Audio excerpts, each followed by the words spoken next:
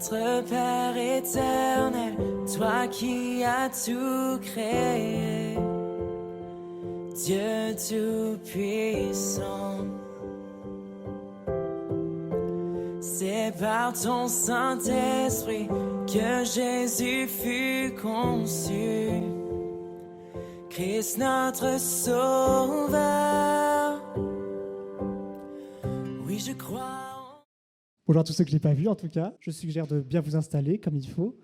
Maintenant que tout le monde est là, je suggère de commencer par la prière. Mon Dieu, je te remercie encore pour cette semaine que tu nous as apportée, cette semaine qui a bien été chargée. Je te prie de bénir Georges Gillot qui va faire la prédication d'aujourd'hui.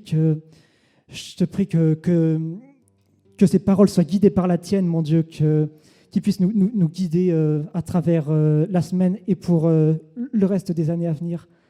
Mon Dieu, je veux également te remercier pour les moments de joie que tu as apportés en chacun de nous dans cette semaine, parce que grâce à toi, nous sommes ici, nous sommes heureux de te louer, de t'adorer, de te proclamer, mon Dieu.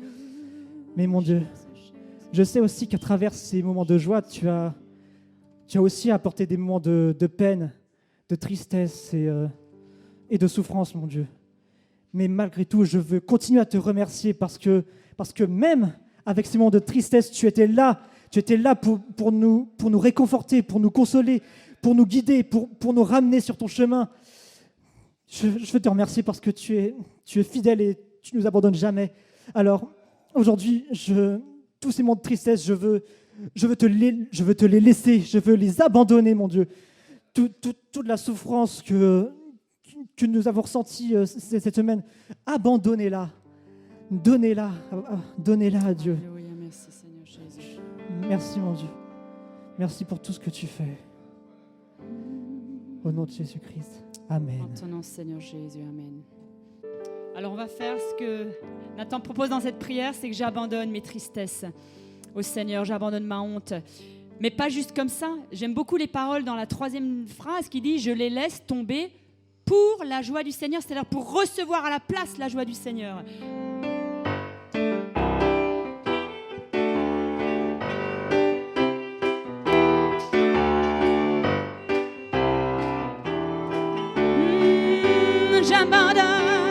J'abandonne mes tristesses, j'abandonne ma honte, je les laisse tomber pour la joie du Seigneur. J'abandonne mes souffrances, j'abandonne mes peines, je les laisse tomber pour la joie du Seigneur. Je veux Seigneur te dire oui, je veux Seigneur te dire oui, je veux Seigneur te dire oui, amen. Je veux Seigneur te dire je veux Seigneur te dire oui, Seigneur te dire oui, amen. J'abandonne mes tristesses, j'abandonne ma honte, je les laisse tomber sur la joie du Seigneur. J'abandonne mes souffrances, j'abandonne mes peines, je les laisse tomber pour la joie du Seigneur. Alors, il y a un peu encore d'installation là dans le culte, c'est pas évident pour nous. Alors, est-ce qu'on pourrait vraiment se lever, tous ceux qui sont là, qu'on soit 3, 4, 10, 200 ? Moi, je vous dis, franchement, le Seigneur, il regarde notre louange à nous, à moi, individuellement. Et le Seigneur reçoit ta louange à toi, toi qui es chez toi dans ton salon, ta cuisine ou où que tu sois. Le Seigneur regarde ta louange et il l'accepte et il agrée ma louange. Alors ne regardons pas tout autour, mais vraiment prenons ces chants qui sont j'abandonne Seigneur ma tristesse, j'abandonne ma honte, la honte de mon péché, Seigneur Jésus, qui s'accroche à moi. J'abandonne les tristesses extérieures, intérieures à moi, celles de circonstances extérieures, et je te les laisse, Seigneur, je les abandonne, mais pas pour juste un vide, comme on a dit tout à l'heure, pour que ta joie, Seigneur, remplisse. Ta joie qui surpasse toute intelligence, cette paix qui est pas comme la paix qu'on peut avoir autrement, que le monde donne, que des choses nous donnent, mais que Seigneur, tu nous donnes. Alors encore une fois, on va vraiment le chanter avec conviction et vraiment que le Seigneur puisse nous toucher par ses paroles et qu'on puisse les prendre comme siennes, comme nous-mêmes. Et Seigneur, je ne veux pas te dire non. Je ne veux pas te dire non, Seigneur. Je ne veux pas te dire non. Je ne veux pas de tes solutions. Je ne veux pas de ta parole. Je ne veux pas de ton chemin difficile. Je veux te dire oui, Seigneur. Oui, et je me soumets à toi. Je me soumets à toi, Seigneur. J'abandonne mes tristesses. J'abandonne ma honte. Je les laisse tomber pour la joie du Seigneur. J'abandonne mes souffrances. J'abandonne mes peines. Je les laisse tomber pour la joie du Seigneur. Alors je veux, Seigneur, te dire, je veux, Seigneur, te dire oui. Je veux, Seigneur, te dire oui. Amen. Je veux, Seigneur, te dire non, pas non, mais oui. Seigneur, te dire oui. Je veux, Seigneur, te dire oui. Amen. Je veux, Seigneur, une dernière fois. Je veux, Seigneur, te dire oui. Je veux, Seigneur, te dire oui. Je veux, Seigneur, te dire oui. Amen.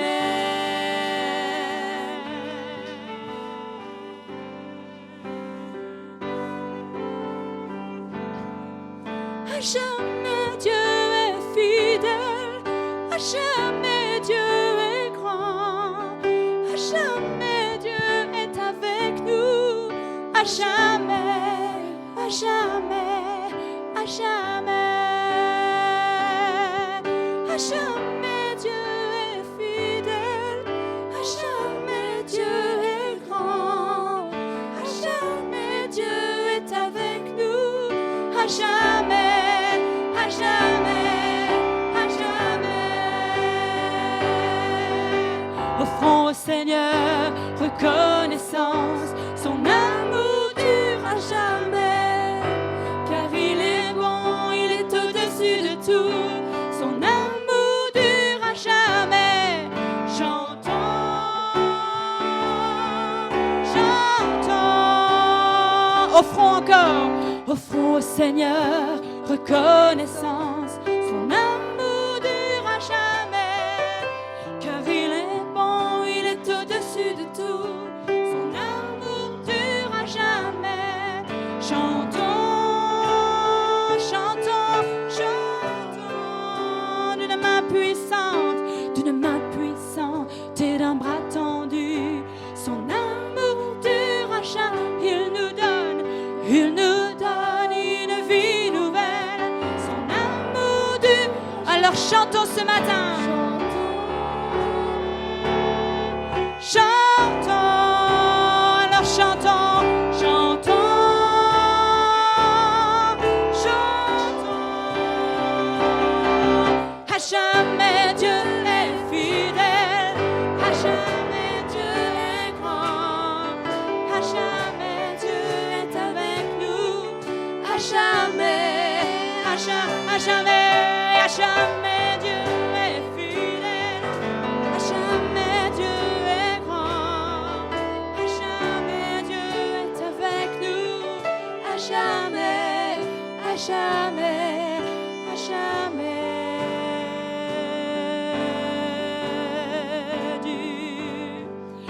Du lever du soleil jusqu'à son couchant, son amour dure à jamais. Par la grâce de Dieu, nous persévérons, son amour dure à jamais. Comme le psaume le dit, chantons, chantons, chantons, chantons.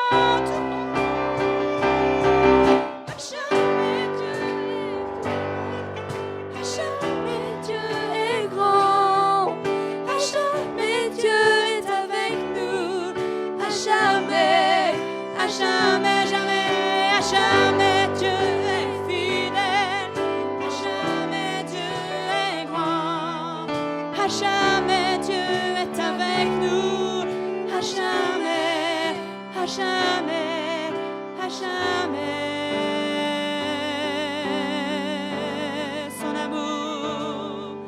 Son amour durera jamais, son amour durera jamais, son amour durera jamais, son amour durera jamais, son amour durera jamais, son amour durera jamais. J'aimerais qu'on dise son amour durera toujours, son amour durera toujours, son amour durera toujours, son amour durera toujours, ton amour durera toujours, ton amour durera toujours encore, ton amour durera toujours, son amour durera toujours. À jamais Dieu est fidèle, à jamais Dieu est grand, à jamais Dieu est avec nous, à jamais, à jamais, à jamais.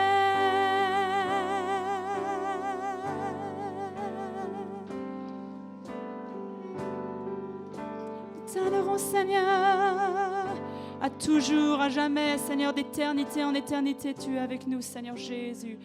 Emmanuel, Dieu avec nous, Emmanuel, l'étoile du matin, celui qui ne sommeille ni ne dort, Seigneur mon Dieu. Tu es toujours, toujours avec nous, même quand nous, on n'est pas avec toi. Quand nous, on n'est pas avec toi, tu es avec nous, Seigneur Jésus.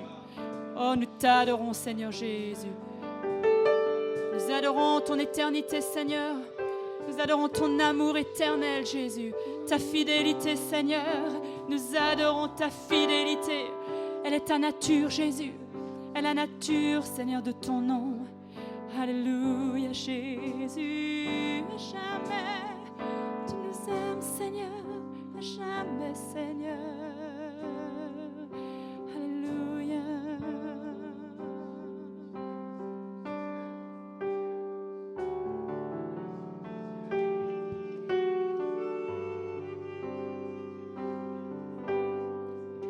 Ce nom est si merveilleux, ce nom est si merveilleux, le nom de Jésus-Christ, mon roi. Oh, ce nom est si merveilleux, ce nom, sa beauté sans pareil. Oh, ce nom est si merveilleux, le nom de Jésus.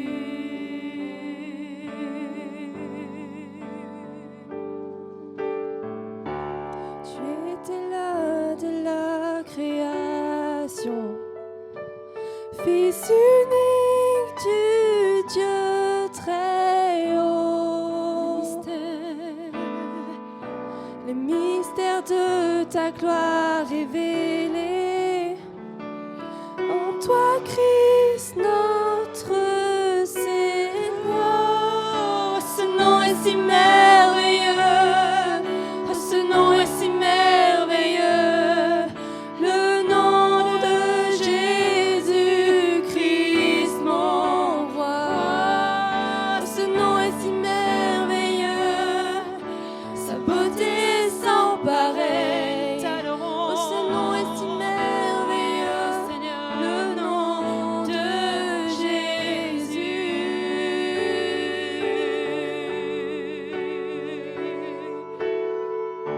Tu n'as pas voulu les cieux sans nous. Alors Jésus, tu es venu. Ton amour a vaincu mon péché. Merci Seigneur. Rien ne peut nous séparer. Oh, ce nom est si merveilleux. Oh, ce nom est si glorieux. Le nom de Jésus-Christ, mon roi. Oh, ce nom est si merveilleux. beauté sans pareil. Oh, ce nom est si merveilleux, le nom de Jésus. Encore oh, ce nom est si glorieux, à toi la gloire. Oh, ce nom est si glorieux, le nom de Jésus-Christ, mon roi. Oh, ce nom est si glorieux, sa beauté est sans pareil. Oh, ce nom est si merveilleux, le nom de Jésus. Oh, La terre a tremblé, le voile s'est déchiré, les amant la mort et le péché, tu es sur ta gloire, écho de ta victoire. Ton nom surpasse tout autre nom. Tu es sans rival, tu es sans égal. Dieu, tu triomphes à tout jamais. Toi soit le règne, à toi soit la gloire. De ton surpasse tout autre nom. oh, ce nom est victorieux. Oh, ce nom est victorieux, le nom de Jésus-Christ, mon Tu es mon roi. sauveur Jésus, Oh, ce nom est victorieux, toi la victoire. sa beauté sans pareil. Oh, ce nom est victorieux, le nom de Jésus. Oh, Alléluia. La terre a tremblé, le voile s'est déchiré, les armes en la mort et le péché. Les cieux chantent ta gloire, l'écho de ta victoire.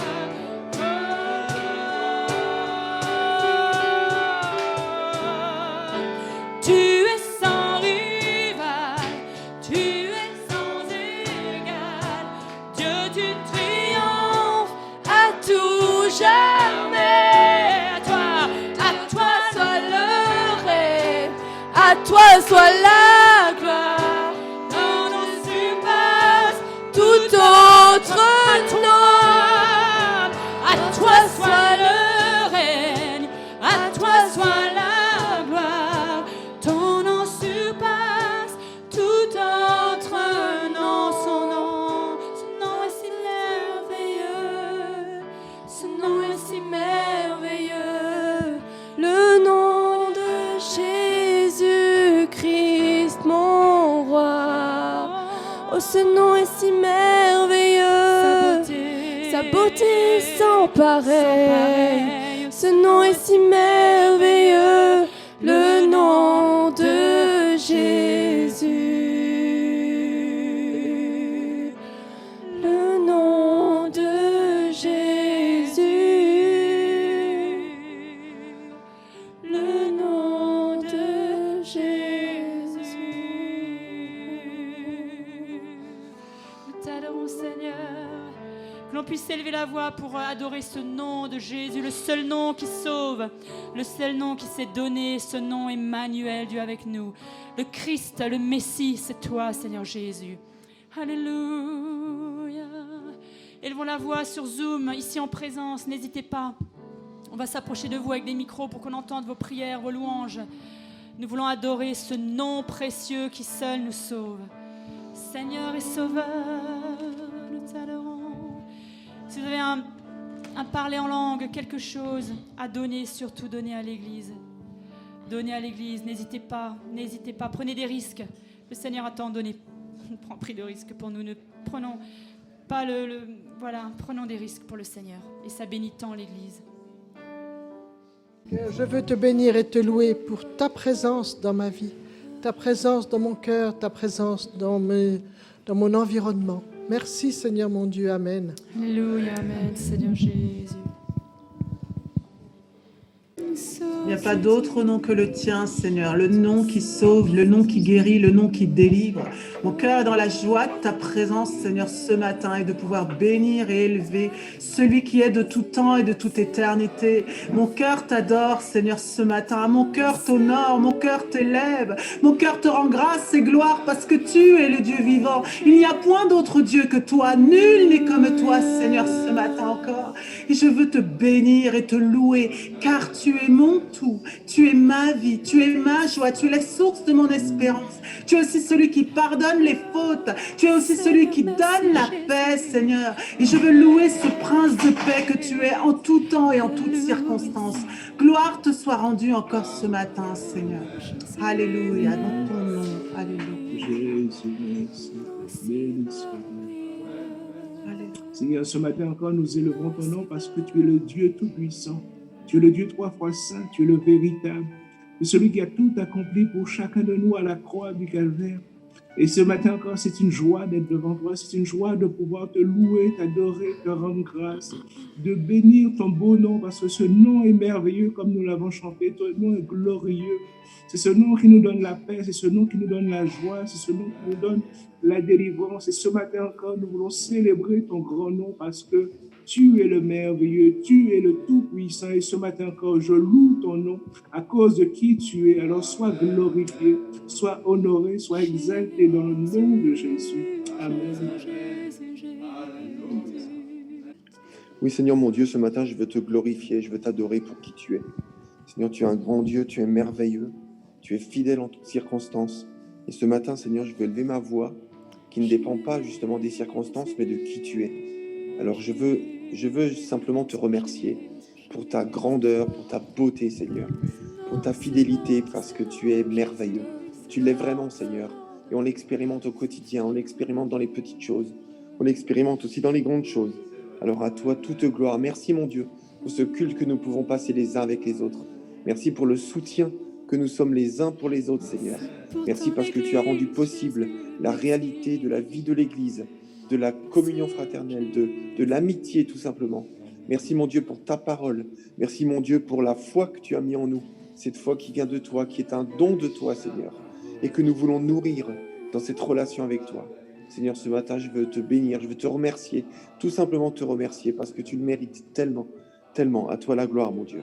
Amen.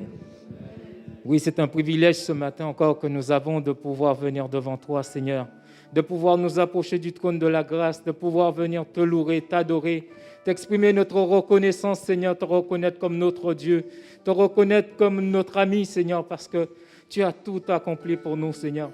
Merci parce que tu es celui qui donne, qui restaure les cœurs brisés, Seigneur. Tu es celui, Seigneur, qui donne une dignité, Seigneur. Tu es celui, c'est vrai, il n'y a pas de plus beau nom qui nous a été donné sur la terre et dans le ciel que le nom de Jésus. Oui, tu es Emmanuel, Dieu avec nous. Oui, Seigneur, tu nous as fait cette promesse d'être avec nous tous les jours, Seigneur, tous les jours jusqu'à la fin des temps. Et tu es celui qui nous tient la main. Et ce matin encore, je veux te tenir la main fermement, Seigneur. Je ne veux pas que cela ne dépende pas des circonstances, mais que je reste attaché à toi, Seigneur, parce que tu es merveilleux, parce que tu es le Dieu saint, le Dieu trois fois saint, le Dieu tout-puissant. Merci encore, Dieu de mon salut. Merci, Dieu de gloire. Sois élevé ce matin, sois glorifié dans le nom de Jésus. Amen. Nous allons El Shaddai, nous élevons ton grand nom, nous te louons, Seigneur.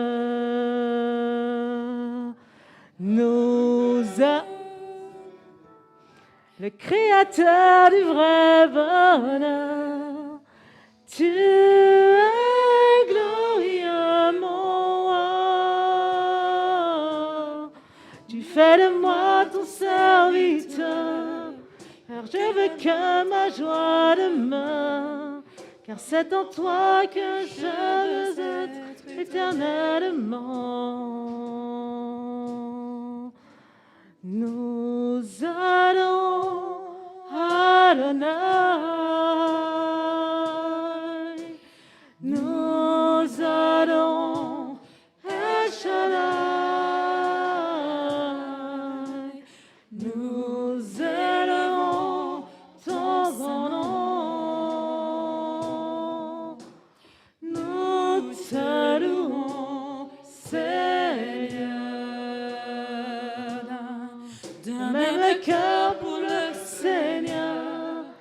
créateur du vrai bonheur. Tu es glorieux, mon roi. Tu fais de moi ton serviteur, car je veux que ma joie demeure. Car c'est en toi que je veux être éternellement. Car c'est en toi que je veux être éternellement.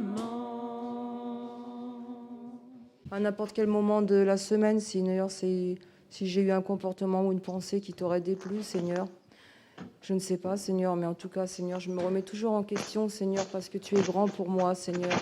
Seigneur, je te loue, je te bénis, je te rends grâce parce qu'un jour, tu es venu frapper. Tu as envoyé quelqu'un vers moi pour frapper à la porte de mon cœur, Seigneur. Tu m'as donné la conscience du bien et du mal, Seigneur, et c'est le bien que j'ai choisi, Seigneur. C'est le bien avec toi, Seigneur Dieu, parce que tu es merveilleux, Seigneur. Quand je regarde la création, quand je regarde autour de moi, Seigneur, tout dit que tu es vivant, Seigneur Dieu. Après, il y a des questions, Seigneur, qu'on n'a pas toujours les réponses. Il y a des problèmes, il y a des choses, Seigneur, mais c'est des choses sur la terre, Seigneur. C'est des choses passagères, Seigneur. Le principal, Seigneur, c'est de t'avoir comme guide, Seigneur. C'est d'avoir Jésus comme guide dans notre vie. Celui qui a monté à la croix, celui qui a fait couler son sang, celui qui n'a pas dit non à la croix, pour nous offrir la vie éternelle, pour nous offrir le pardon. Seigneur Jésus, je n'ai pas assez de mots pour t'adorer, te louer, Seigneur, pour ce merveilleux sacrifice que tu as fait. Quand je dis merveilleux, c'est pas que je suis heureuse, Seigneur, parce que tu as tellement souffert. Mais je suis heureuse, Seigneur, parce que le Père a dit qu'il nous aimait comme la prunelle de ses yeux. Et ta parole s'est accomplie, Père éternel. Tu as envoyé ton Fils pour nous, Seigneur. Alléluia. Quelle grâce, quel amour tu as eu envers nous, Seigneur, et envers quiconque, Seigneur, veut t'accepter. Merci, mon Dieu. Merci, mon Père éternel. Merci, mon Père spirituel. Merci, le Créateur du ciel et de la terre. Merci, Seigneur Jésus-Christ, qui est mon frère, mon ami, mon fiancé. Merci, Jésus. Merci, Seigneur. Merci, Saint-Esprit, qui me convainc que je suis dans la vérité. Seigneur, mon Dieu, mon roi, je te remercie parce que chaque jour, Seigneur, tu me tiens la main, Seigneur. Tu me fais tenir, Seigneur, dans les choses, Seigneur, que je n'arriverai pas de moi-même. Tu es merveilleux. Je suis heureuse d'appartenir à cette église. Merci pour mes bien-aimés que tu me prêtes, Seigneur, mon Dieu. Merci pour la vie que tu me prêtes pour être utile pour toi, Seigneur. Merci, comme l'a dit notre frère, Jésus, Seigneur, parce que il a dit un mot tout à l'heure. Nous sommes, je ne sais plus ce qu'il a dit le frère, mais ça veut dire qu'on est sanctifié, qu'on est en toi, on est important, on est quelqu'un. On n'est plus des pécheurs comme autrefois, Seigneur. Même si le péché, des fois, veut s'attacher à nous.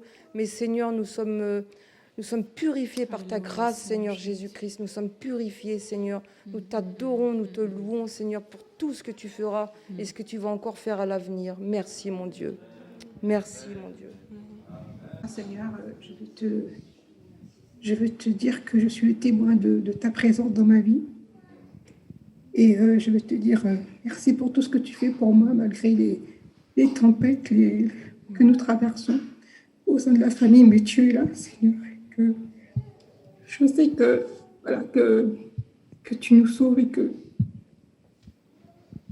je sais que tu es là, Seigneur Dieu, et que je n'ai aucun doute là-dessus. Je n'ai aucun doute parce que j'ai foi en toi, Seigneur, et que je crois en toi. Je sais que tu es vivant. Que tu m'as montré ta présence, Seigneur Jésus. Tu m'as dit que je suis là, que nous traverserons ensemble ce désert. Nous traverserons ensemble cette tempête. Et que tu m'as sauvé, Seigneur Dieu. Je sais que tu nous sauves et que tu es là. Tout simplement, tu es là. Je veux te dire tout simplement que je t'aime de tout mon cœur et que merci. Merci pour tout ce que tu fais pour nous chaque jour. Merci pour les grâces. Merci de nous sauver tels que nous sommes en tant que pécheurs. Merci Seigneur. Merci Seigneur Jésus. Amen. Amen Seigneur Jésus.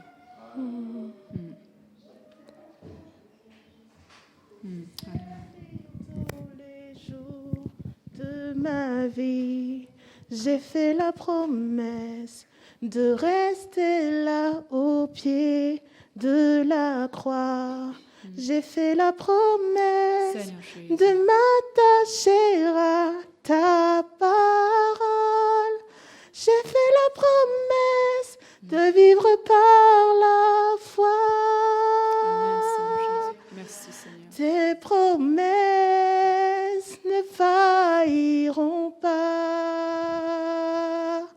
Tu es fidèle et juste dans tes voies. Ta parole est la vérité. Je te dois tout. Je te dois tout. Seigneur, je te dois tout. Seigneur, je te dois tout. Tu es mon Dieu, tu es mon roi, Seigneur. Il n'y a personne qui est au-dessus de toi, Seigneur. Je voulais juste réitérer cette promesse, Seigneur, que j'ai faite, Seigneur, mon Dieu. Seigneur, tu connais mon cœur, Seigneur. Je veux te servir. Je veux rester là, au pied de la croix, Seigneur. Je n'ai pas envie d'aller où tu n'es pas, Seigneur. Tu es mon maître, Seigneur. Tu es mon roi. Tu es mon Kyrios, Seigneur. Je veux faire ta volonté, Seigneur. Et c'est ta volonté qui me ravit, Seigneur. C'est ta volonté qui est un bonheur pour mon cœur, Seigneur. Je te remercie, Seigneur, mon Dieu, pour ce que tu fais pour moi au quotidien. Je ne suis peut-être pas là où je suis censée être, Seigneur, mais je te remercie tellement pour le travail que tu fais en moi, Seigneur. Je veux te remercier, je veux t'adorer, Seigneur. Je veux te louer, Seigneur, parce que tu es digne de toute louange, de toute adoration, Seigneur. Je veux vraiment que tous nos cœurs, Seigneur, que nos louanges montent à toi ce matin comme un parfum de bonne odeur, Seigneur. Merci, Seigneur, parce que tu as permis ce moment de culte, ce moment d'adoration, Seigneur. Merci pour ce que tu vas faire. Merci pour les manifestations, Seigneur, mon Dieu, de ton esprit. Merci pour tout ce que tu nous apportes au quotidien, Seigneur. Merci, Seigneur. Nous te devons tout. Je te dois tout, Seigneur. Merci pour qui tu es. Merci pour ce que tu représentes. Merci pour ce que tu as fait et que tu continueras de faire pour moi. À toi soit toute la gloire. Alléluia. Merci, Seigneur. Prenons encore quelques instants. Si sur Zoom, vous voulez vraiment prier à haute voix, ça nous bénit tant. Les prières bénissent les uns les autres. Vraiment, n'hésitez pas à ce qu'on vous entende, à ce qu'on puisse être touché par vos mots. Alléluia, Seigneur, sois béni ce matin, Père éternel, sois glorifié, Dieu Tout-Puissant. Mon âme te loue, mon âme t'adore, Père éternel. Je ne peux que t'élever ce matin, que te dire merci, Père éternel, pour ce que tu es, pour ce que tu fais pour nous, Seigneur. Ce matin, nous avons besoin d'être plongés dans cette rivière d'amour, Seigneur. Nous avons besoin que tu nous envahisses, Seigneur, que tu puisses nous relever, nous fortifier, que tous ceux qui sont découragés, Seigneur, mon Dieu, que ce matin, tu puisses les relever, les restaurer. Tous ceux qui sont malades, Seigneur mon Dieu, tu puisses les bénir, Seigneur, les guérir, Dieu de gloire. Père, ce matin, nous avons tous besoin de toi, Père éternel. C'est pour cela que nous voulons vraiment t'élever. Nous te disons merci, parce que tu nous fais grâce d'être là ce matin, grâce d'être à ton écoute, Seigneur, grâce d'être unis ensemble avec mes frères et sœurs, Père éternel. Et c'est pour cela que, Seigneur, nous pouvons te dire merci. Merci pour cette grâce. Merci pour ton amour. Merci pour ta bonté. Merci pour ta fidélité, Père éternel. À toi soit le règne. À toi soit la puissance pour les siècles du siècle. Amen. Je suis venue dans ta demeure pour te dire que tu es vraiment mon tout. Et cela me fait pleurer quand je vois tout ce que tu as pu faire dans ma vie. Et cela me fait pleurer quand je vois la grandeur, ta majesté, le mystère, le grand mystère de ta personne. Amen. Et Seigneur, ma grande prière, c'est fasse que je te reconnaisse quand tu vas revenir. Car je sais que tu vas prendre des formes qu'on ne peut même pas imaginer. Je sais que tu vas arriver de façon inattendue. Je sais qu'on risque de ne pas te reconnaître parce qu'à force de prendre des mauvaises habitudes, de se faire des images de toi, de se faire une idée de toi, on risque de ne passer à côté. Et Seigneur, ma grande prière, c'est aiguise mon oreille, affine mon regard pour que je puisse te reconnaître. Je sais, Seigneur, qu'au milieu de tout ce qui est en train d'arriver, je sais que peut-être je pourrais ne pas te reconnaître. Alors, s'il te plaît, que ma prière soit exaucée, Seigneur. Que toujours je puisse te voir, que toujours je puisse te reconnaître et dire c'est mon Seigneur. Que ta parole toujours puisse me guider, que ta parole soit ancrée en moi de façon indélébile, de façon à ce que ce soit vraiment des antennes pour moi qui me disent ça, c'est mon Seigneur. Là est mon Seigneur et là il n'est pas. Par là il n'y est pas. Oui, là il est là. Amen. Que tu puisses, Seigneur, nous guider, que ta lumière soit, que surtout on ne confonde pas les diverses lumières, qu'on reconnaisse ta lumière, qu'on reconnaisse ton chemin, ta vérité. Je te remercie pour la parole que tu nous as donnée. Je sais qu'il faut vraiment l'ancrer au plus profond de nous pour que ce soit vraiment une lampe à nos pieds. Je te remercie, Seigneur, pour ce que tu fais pour cette Église. Je te remercie pour ce que tu fais pour tous ceux qui ne sont pas là avec nous, qui sont derrière leur écran. Que tu nous bénisses chacun, Seigneur, que cette Église soit vraiment unie par l'amour, les chaînes fortes et indestructibles de l'amour, de ton amour. Amen. Amen, Jésus. C'est vrai. Dieu est capable de faire tout ce qu'il dit, il fera. Il accomplira toutes ses promesses envers toi. Il fera.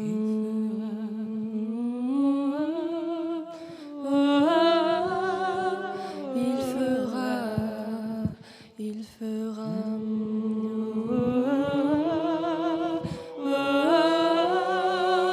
Il fera.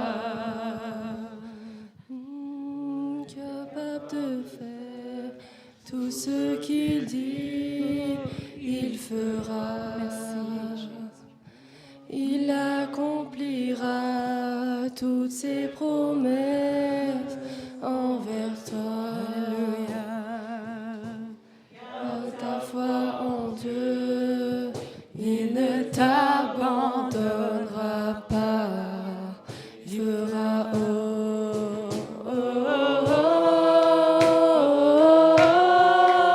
Il fera.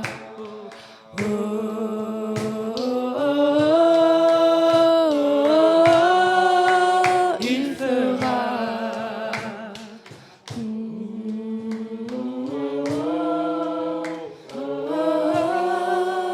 Il fera. Merci Seigneur Jésus. Amen. Merci Seigneur. Amen. Amen. Merci Seigneur Jésus. Merci pour le lien des différentes prières. Vraiment, j'ai beaucoup aimé cette prière sur les promesses et je pense que ça reprend vraiment ce chant. Et aussi, Brigitte, sur ce que tu disais sur... et ça rappelle la prédication de Jean-Yves de la semaine dernière. Demeurez en moi. Et la prière de la promesse, et j'ai beaucoup aimé la prière parce qu'elle commence par « Je te promets de tenir ». C'est pas « Oh Seigneur, tu m'as promis, tu ». C'est « Je te promets que je veux rester attaché à toi. Je veux demeurer en toi. Et je veux te reconnaître quand tu reviens, si tu prends des formes effectivement tout à fait inattendues. C'est un murmure, c'est un cri. Dieu peut faire tellement toutes formes différentes. On le voit dans les passages bibliques. Ça peut être tellement doux, tellement subtil, et à la fois tellement comme un torrent impétueux, comme une tempête, tout qui s'écroule, des éclairs, des tonnerres. Dieu est capable de tout ça. Seigneur, nous voulons ce matin te dire, nous te promettons que nous voulons nous attacher à toi. Toi le Christ, toi le Sauveur, celui qui s'est donné pour nous, celui qui est le créateur de toutes choses. Nous voulons nous attacher à toi. J'aimerais juste vous lire deux petits passages d'un livre qui me bénit en ce moment sur la louange. Et ça rejoint aussi Patrice, ce que tu as dit quand on était en prière avant même de démarrer le culte, sur le fait que on va pas suivre un programme, un plan de culte.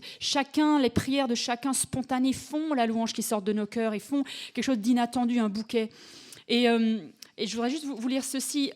Dieu est là, il nous touche là où on est, là où vous êtes. Nous, on est là aujourd'hui à Pontoise, d'autres sont ailleurs dans d'autres villes, dans leur maison ou sur un lit d'hôpital. Dieu nous touche là où nous sommes, là où je suis, au milieu et je vais mettre nos souffrances et nos tourments intérieurs, extérieurs. Il nous permet de voir les choses de manière plus juste. Le résultat, c'est la louange et la joie d'une intimité plus profonde avec Dieu. Même dans le chagrin, la louange devient elle-même une bénédiction. Notre louange, nos chants, nos mélodies que plusieurs ont entonnées, elle devient elle-même une bénédiction parce qu'elle est authentique et ne consiste pas seulement à répéter des mots. Elle est authentique. Et juste une citation de Spurgeon, qui était un pasteur dans les réveils de début du siècle dernier, a écrit « Nos douleurs ne peuvent fausser la mélodie de notre louange. Elles sont simplement les notes les plus graves du chant de notre vie.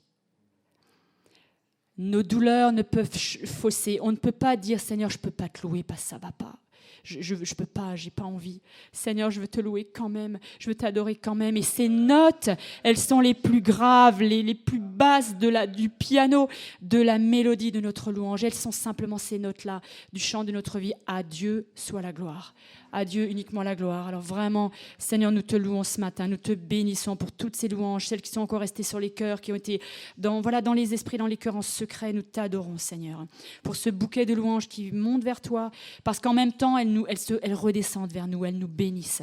Elles nous bénissent pour la semaine qui va s'ouvrir, quelle que soit cette semaine, quel que soit ce qui va être vécu. Nous te demandons, Seigneur, vraiment, et nous te demandons ton aide, mais nous voulons te promettre de nous attacher à toi, de demeurer en toi, de faire ce travail d'effort à demeurer en toi, Seigneur. Merci, Seigneur, pour ta parole. Nous voulons la bénir en ton nom, Jésus. Merci de bénir ta parole vivante ce matin qui est prêchée dans nos cœurs, qui est expliquée, qui est explicitée pour nous, qui est montrée, qui est lue, Seigneur, que vraiment elle touche nos cœurs, qu'elle ouvre encore nos pensées, notre compréhension de toi, Seigneur, mieux comprendre qui tu es et ce que tu veux pour nous. Nous te bénissons, Seigneur. Toute l'Église dit Amen. Amen, Seigneur. Béni soit-tu. Seigneur, sois vraiment béni, sanctifié. Pendant ce temps de prière, tout à l'heure, je ressentais très fortement, avant même les premières prières, qu'il y a un besoin de guérison, il y a un besoin de restauration, il y a un besoin de prier pour la restauration et pour la guérison dans l'Église ce matin. Alors avant de prendre le temps de la parole, je voudrais vraiment nous inviter, pour celles et ceux qui ont besoin de restauration, de guérison, ici dans la salle, si vous pouvez vous lever, si votre santé vous le permet, de restauration dans l'âme, de restauration dans votre corps. Et vous qui êtes sur Zoom, faites-le chez vous si vous le pouvez, s'il vous plaît. Mais vraiment, je ressens très fortement, et ça a été dit dans les prières, mais c'était pour moi une confirmation. Il y a besoin de restauration. Alors, est-ce qu'il y a quelqu'un qui a vraiment besoin d'être guéri, restauré, relevé par le Seigneur, dans son âme, dans ses sentiments, dans ce qu'il vit? Seigneur, je te loue, je te bénis. On ne peut pas imposer les mains parce que le protocole sanitaire nous l'interdit, mais je te bénis parce que je crois que tu n'es pas limité à nos mains. Tu es tout puissant, tu es ici, Seigneur, Dieu vivant. Je te loue, je te remercie parce que tu es puissant, tu es agissant. Ce n'est pas les chants, la qualité de notre musique, la qualité de ce qu'on dit ou de ce qu'on fait qui fait que tu es présent. Tu es présent parce que tu l'as promis. Et je te loue, je te remercie pour mes sœurs, mes frères qui se sont levés, qui croient que tu es le Tout-Puissant, qui croient que tu peux restaurer, qui croient que tu peux parler à leur cœur, Dieu vivant, d'une manière particulière. Mais tu le fais parce que tu les aimes, mais tu le fais aussi parce que tu as un plan, parce que tu dis dans ta parole que tu as tout fait pour un but, même le méchant pour le jour du malheur. Tu as tout fait pour un but. Alors je te remercie pour la restauration, pour la parole de guérison, de relèvement que tu as, Seigneur mon Dieu, ce matin, que tu souffles dans le cœur de tes enfants. Je te rends grâce et gloire, Seigneur mon Dieu, pour tes enfants qui ont besoin d'entendre encore qu'ils sont une créature si merveilleuse, si précieuse. Tu es précieuse aux yeux de ton Dieu. Je ne le dis pas parce que je veux te faire plaisir, je le crois parce que je ressens qu'il faut te le dire ce matin. Tu es précieuse, tu es précieux aux yeux de ton Dieu. Il t'aime, il te relève, il te restaure. Il est le seul par sa parole. Il est le seul dans la communion que tu as avec lui à te donner un sourire dans la tempête. Alléluia. Alléluia. Le Seigneur te donne plus qu'un sourire dans la tempête. Il te donne sa joie parfaite, sa paix. Alléluia. Reçois sa paix ce matin. Reçois sa restauration ce matin. Reçois sa guérison ce matin. Reçois son relèvement ce matin.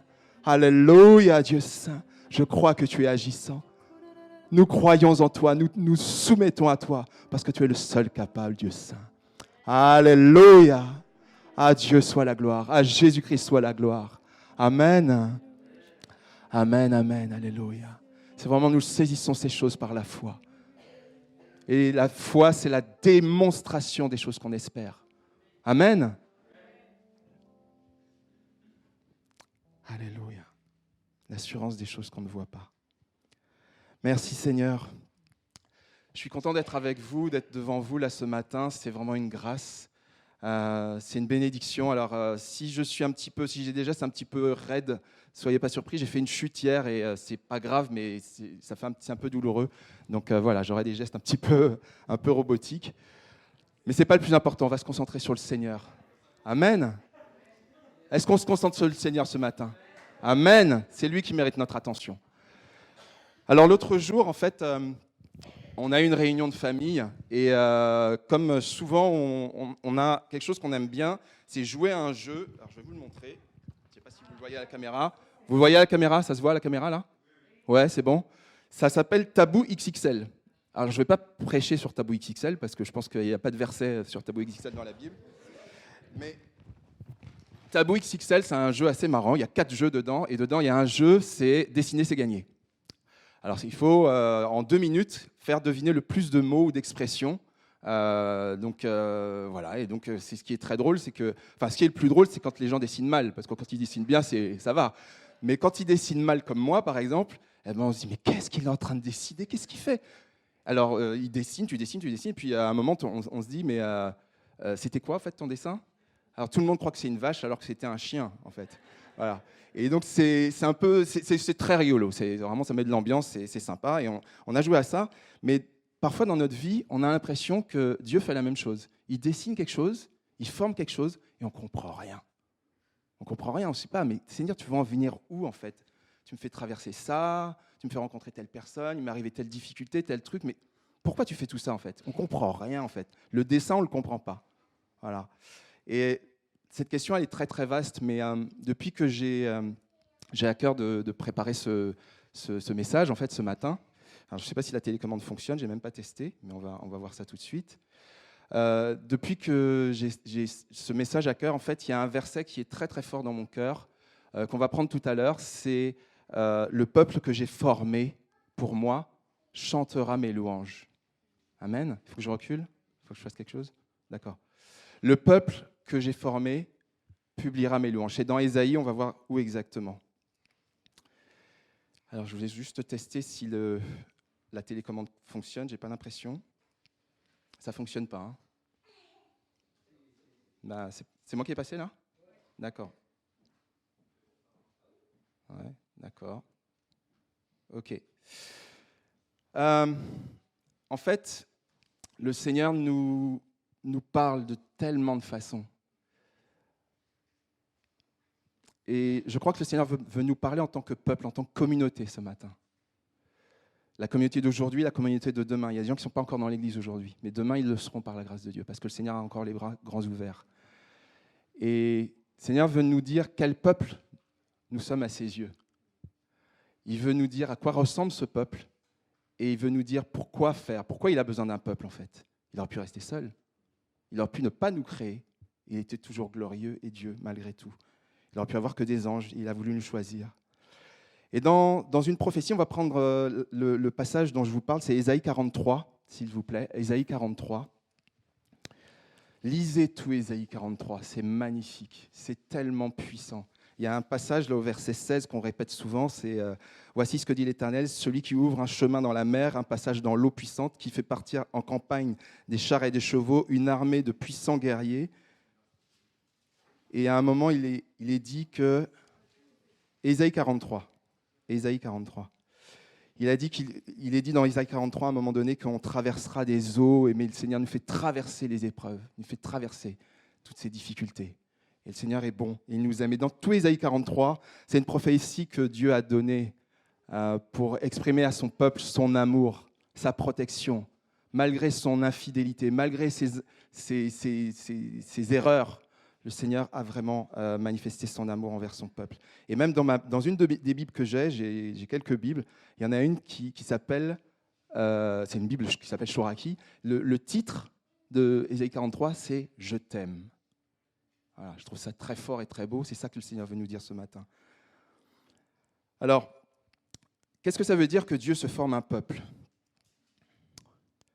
En fait, souvent, ce qu'il faut faire, c'est rester dans la parole, ce que dit la parole elle-même. Ce verset, Ésaïe 43, verset 21, donc le verset, c'est le verset 21, « Le peuple que je me suis formé proclamera mes louanges. » Amen, on a pas mal parlé de louanges ce matin. On a adoré Dieu, mais on ne le fait pas qu'ici, heureusement, j'espère pour chacune et chacun d'entre nous. Ce mot-là, « former », en hébreu, il a 3 sens. Et on va voir ce que ça veut dire. On va faire un petit cours d'hébreu. Et tu me corriges, Brigitte, si je dis une bêtise. Je compte sur toi. La responsabilité. Former, dans ce verset qu'on a lu, là, Isaïe 43, verset 21, c'est un mot qui s'appelle yatsar. Yatsar en hébreu, ça veut dire former, façonner, structurer. Le premier sens de yatsar, en fait, dans la Bible, c'est que Dieu, quand il a créé, vous avez remarqué dans Genèse 1, il a créé le ciel, les cieux et la terre, les animaux, la végétation, etc. Il a créé. Et Dieu créa, et Dieu créa, et Dieu créa. Le seul être qui est créé et formé, et ça on le voit dans Genèse 2, verset 7, le seul être qui est créé et formé, c'est dit, c'est l'homme. Qu'est-ce que ça veut dire? Ça veut dire qu'en fait, pour Dieu, quand on creuse ça, toute la création est juste créée. Mais il y en a une qui reçoit le souffle de vie. Dieu souffle dans ses narines. Ça veut dire qu'il lui transmet son esprit. Il n'est pas que matière, il a l'esprit de Dieu. Amen. Ce qui fait qu'il peut être en connexion avec son Dieu. Amen. Et toi et moi, on est vraiment appelés à ça. Et c'est cette association, ça c'est super important. Dieu se forme un peuple. La première chose que ça veut dire, c'est que Dieu veut que l'esprit et la matière aillent ensemble. Ça veut dire que si toi et moi, tu es trop attaché au matériel, au bien, à ce que tu vois, à la terre, ben, il y a un déséquilibre parce que tu ne vis pas ce qui est spirituel. Et à l'inverse, si tu es trop dans le spirituel, tu rejettes ce qui est sur la terre, tu rejettes ce qui est des gens autour de toi, ben, il y a un déséquilibre parce que Dieu veut que tu sois aussi dans le concret. Il y a cet équilibre que Dieu veut. Dieu l'a fait depuis le début. Yatsar, ça veut dire ça. Dieu se forme un peuple, il forme ça. Le deuxième sens de yatsar, c'est façonner. Ça, c'est très puissant. Parce que Dieu, quand il yatsar l'homme, ça veut dire qu'il le façonne. Vous avez remarqué que c'est de la terre, c'est de la poussière, ça dépend des traductions que vous avez, c'est de la terre, c'est de la poussière. Il y a même dans ma chouraki, c'est de la glèbe, le glébeux. C'est un peu bizarre comme mot, c'est un peu de la boue en fait, quoi. C'est quelque chose d'un peu bof, quoi. Et en fait, ce qui est fort dans cette image-là, c'est que Dieu, qu'est-ce que Dieu façonne en fait dans sa parole?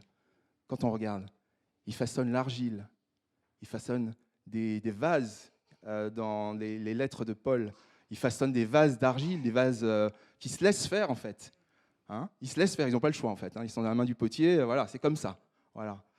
Et ce qui est très fort de ce que le Seigneur dit quand il dit Yatsar, il dit je te façonne, je forme mon peuple, je te façonne. Toi et moi, puisqu'on fait partie du peuple de Dieu, je ne sais pas s'il y a des personnes qui nous écoutent qui ne sont pas au Seigneur, mais le but du Seigneur, c'est ça, c'est de te façonner, c'est de me façonner. Mais pour ça, il faut qu'on soit comme de la glaise, qu'on se laisse faire, qu'on soit malléable. Ok ?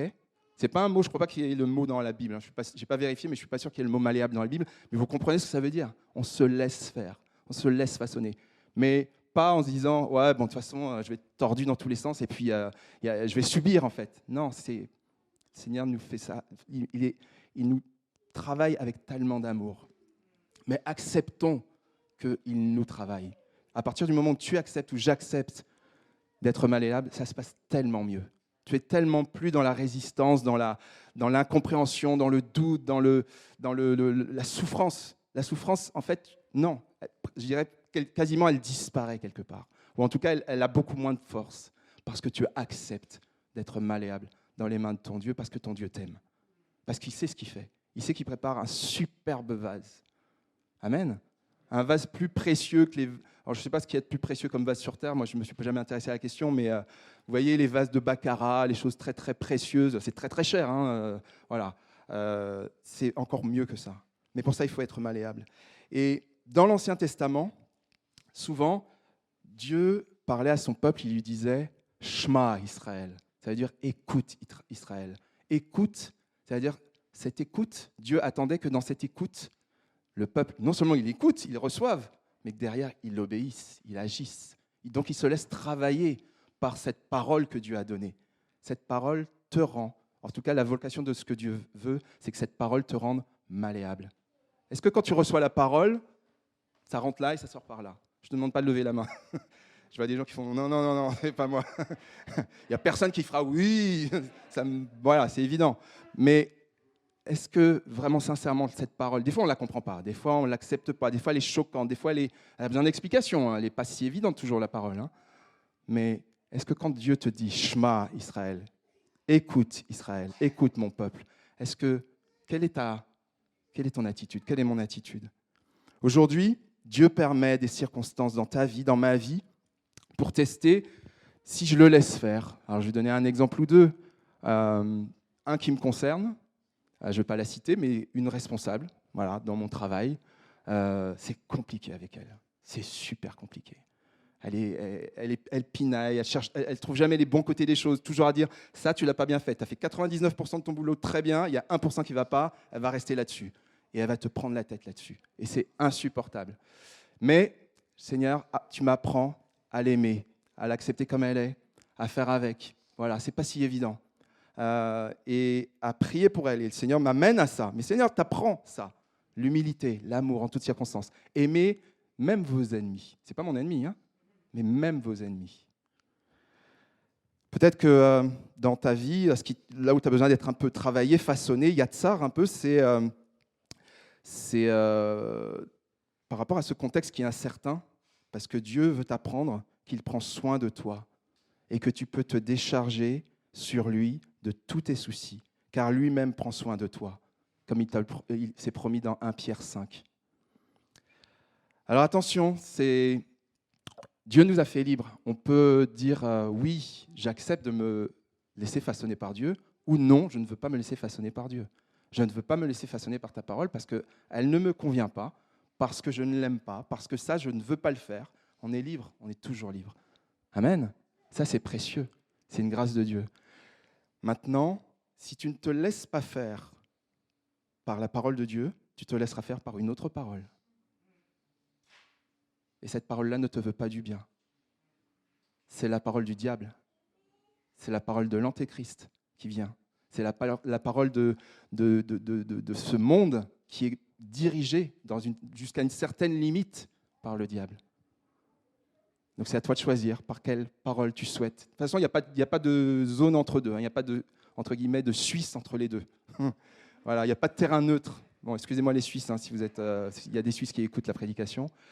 Mais vraiment, c'est ce que le Seigneur nous dit. Cette parole, il veut qu'elle soit yatsar dans notre vie. J'avance, le troisième sens, c'est que cette parole structure.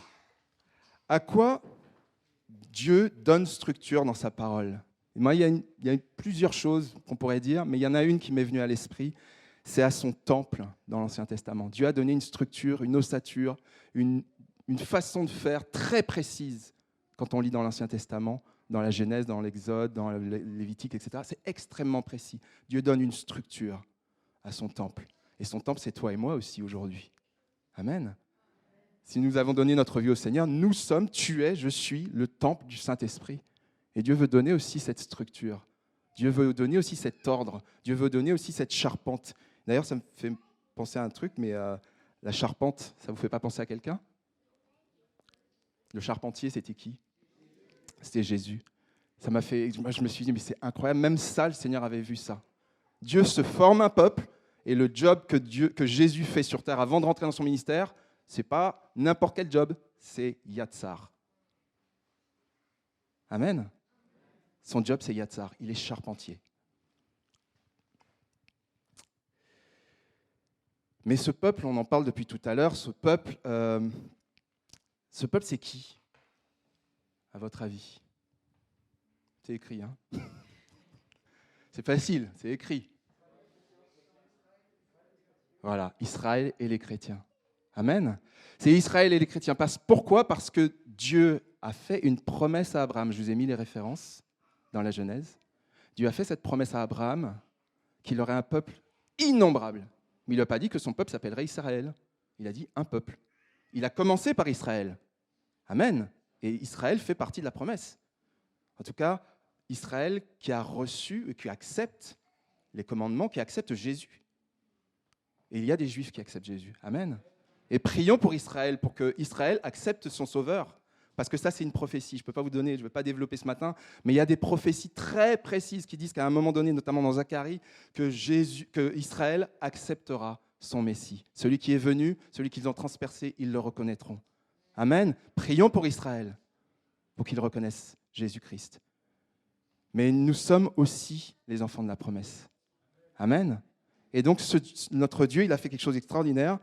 Je vous renvoie à Romains 11. On n'a pas le temps ce matin, mais franchement, c'est tellement précieux. Romains, si vous avez au moins, je ne vais pas dire une seule lecture, mais dans les lectures que vous avez cette semaine, s'il vous plaît, lisez Romains 11. Prenez votre temps pour le déguster parce que c'est un peu compliqué, c'est un peu dense, mais lisez Romains 11, qui vous explique très bien ça. Il parle de l'olivier franc, de l'olivier sauvage, qui a été greffé sur l'olivier. C'est bientôt le printemps, on va faire des greffes bientôt. C'est nous la greffe. L'olivier franc, le premier, c'est Israël, mais nous, on a été greffés dessus. On est dessus, mais on est ensemble. On n'est pas au-dessus d'eux, on n'est pas en dessous d'eux.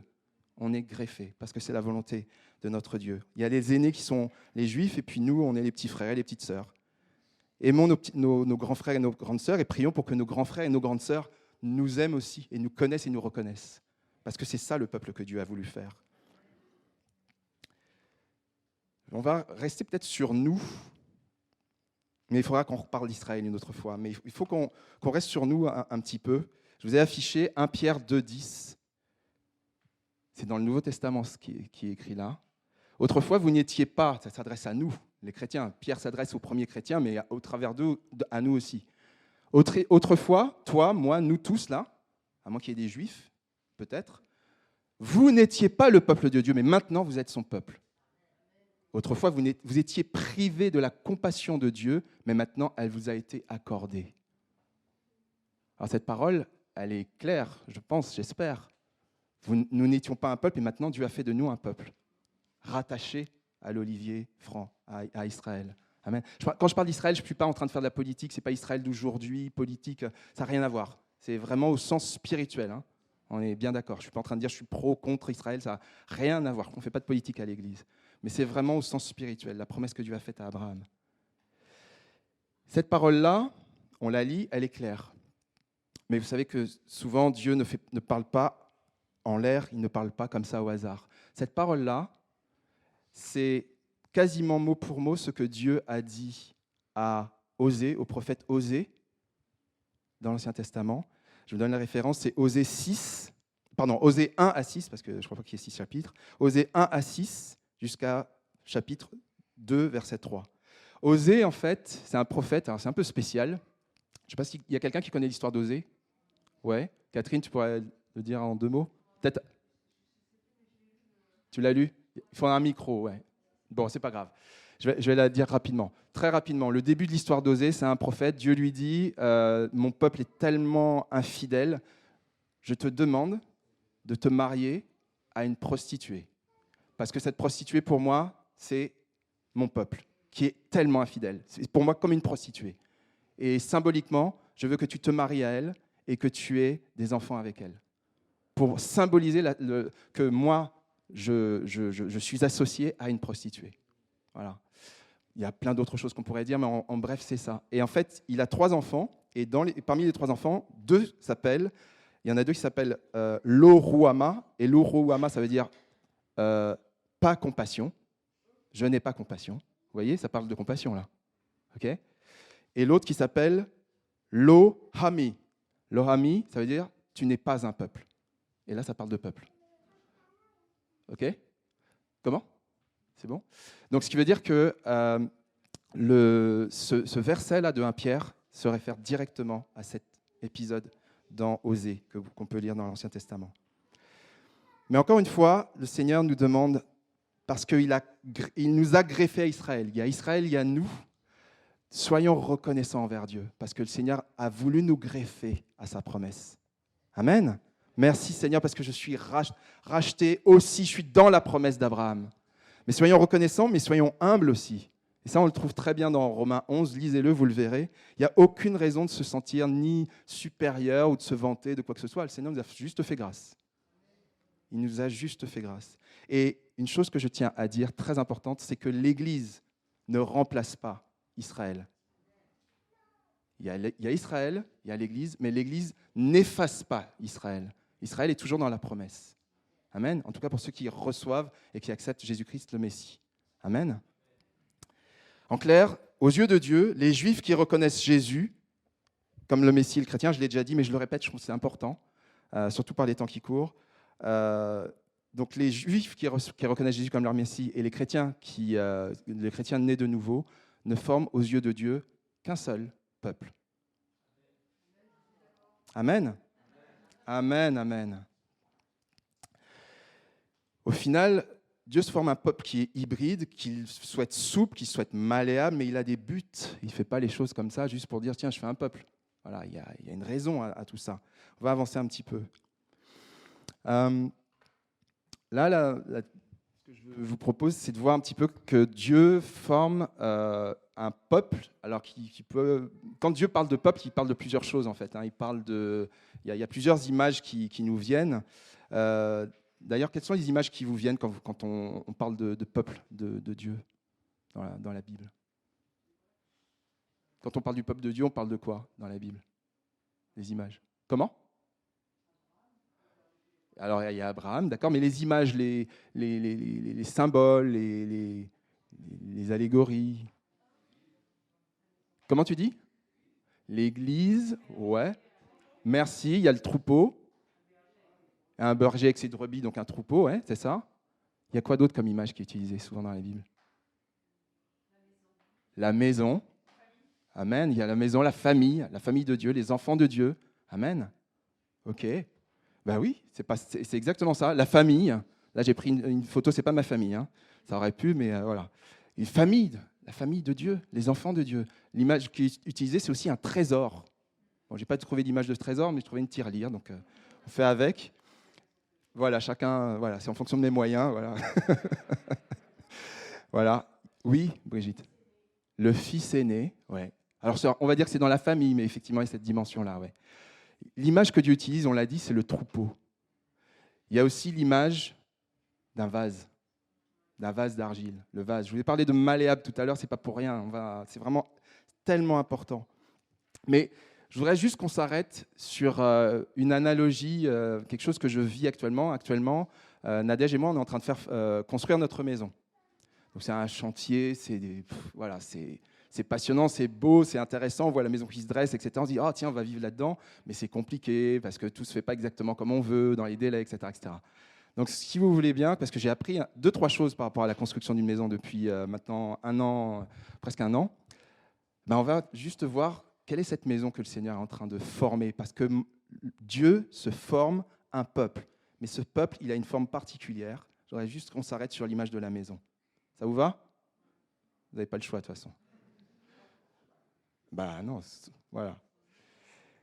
La première chose à faire, quand on veut faire construire sa maison, je ne suis pas le seul à avoir fait construire ma maison, je pense qu'il y en a d'autres aussi. La première chose à faire, c'est de trouver le terrain et de le choisir. Voilà, un terrain, voilà, exposé tel endroit, nord-sud, en pente, pas en pente, etc. etc. Enfin, pas inondable de préférence, voilà, tant qu'à faire. Voilà. Donc on choisit son terrain, la surface, voilà, et puis forcément il y a le prix, forcément qui va nous conditionner. On va faire en fonction de ses moyens. Mais la question c'est où est-ce que Dieu implante son peuple? Quel est le terrain sur lequel Dieu implante son peuple? Sur le roc. Amen. Sur le roc. Sur Jésus-Christ, donc du coup. Amen. Notre maison elle est fondée sur le roc, mais Dieu nous a implantés aussi dans le monde. Amen. On n'est pas du monde, mais on est dans ce monde, bien sûr, c'est une évidence. Mais Dieu nous a implantés dans ce monde. Quand on parle d'implantation, ça fait penser aussi notamment à l'implantation à Ménicourt et environ.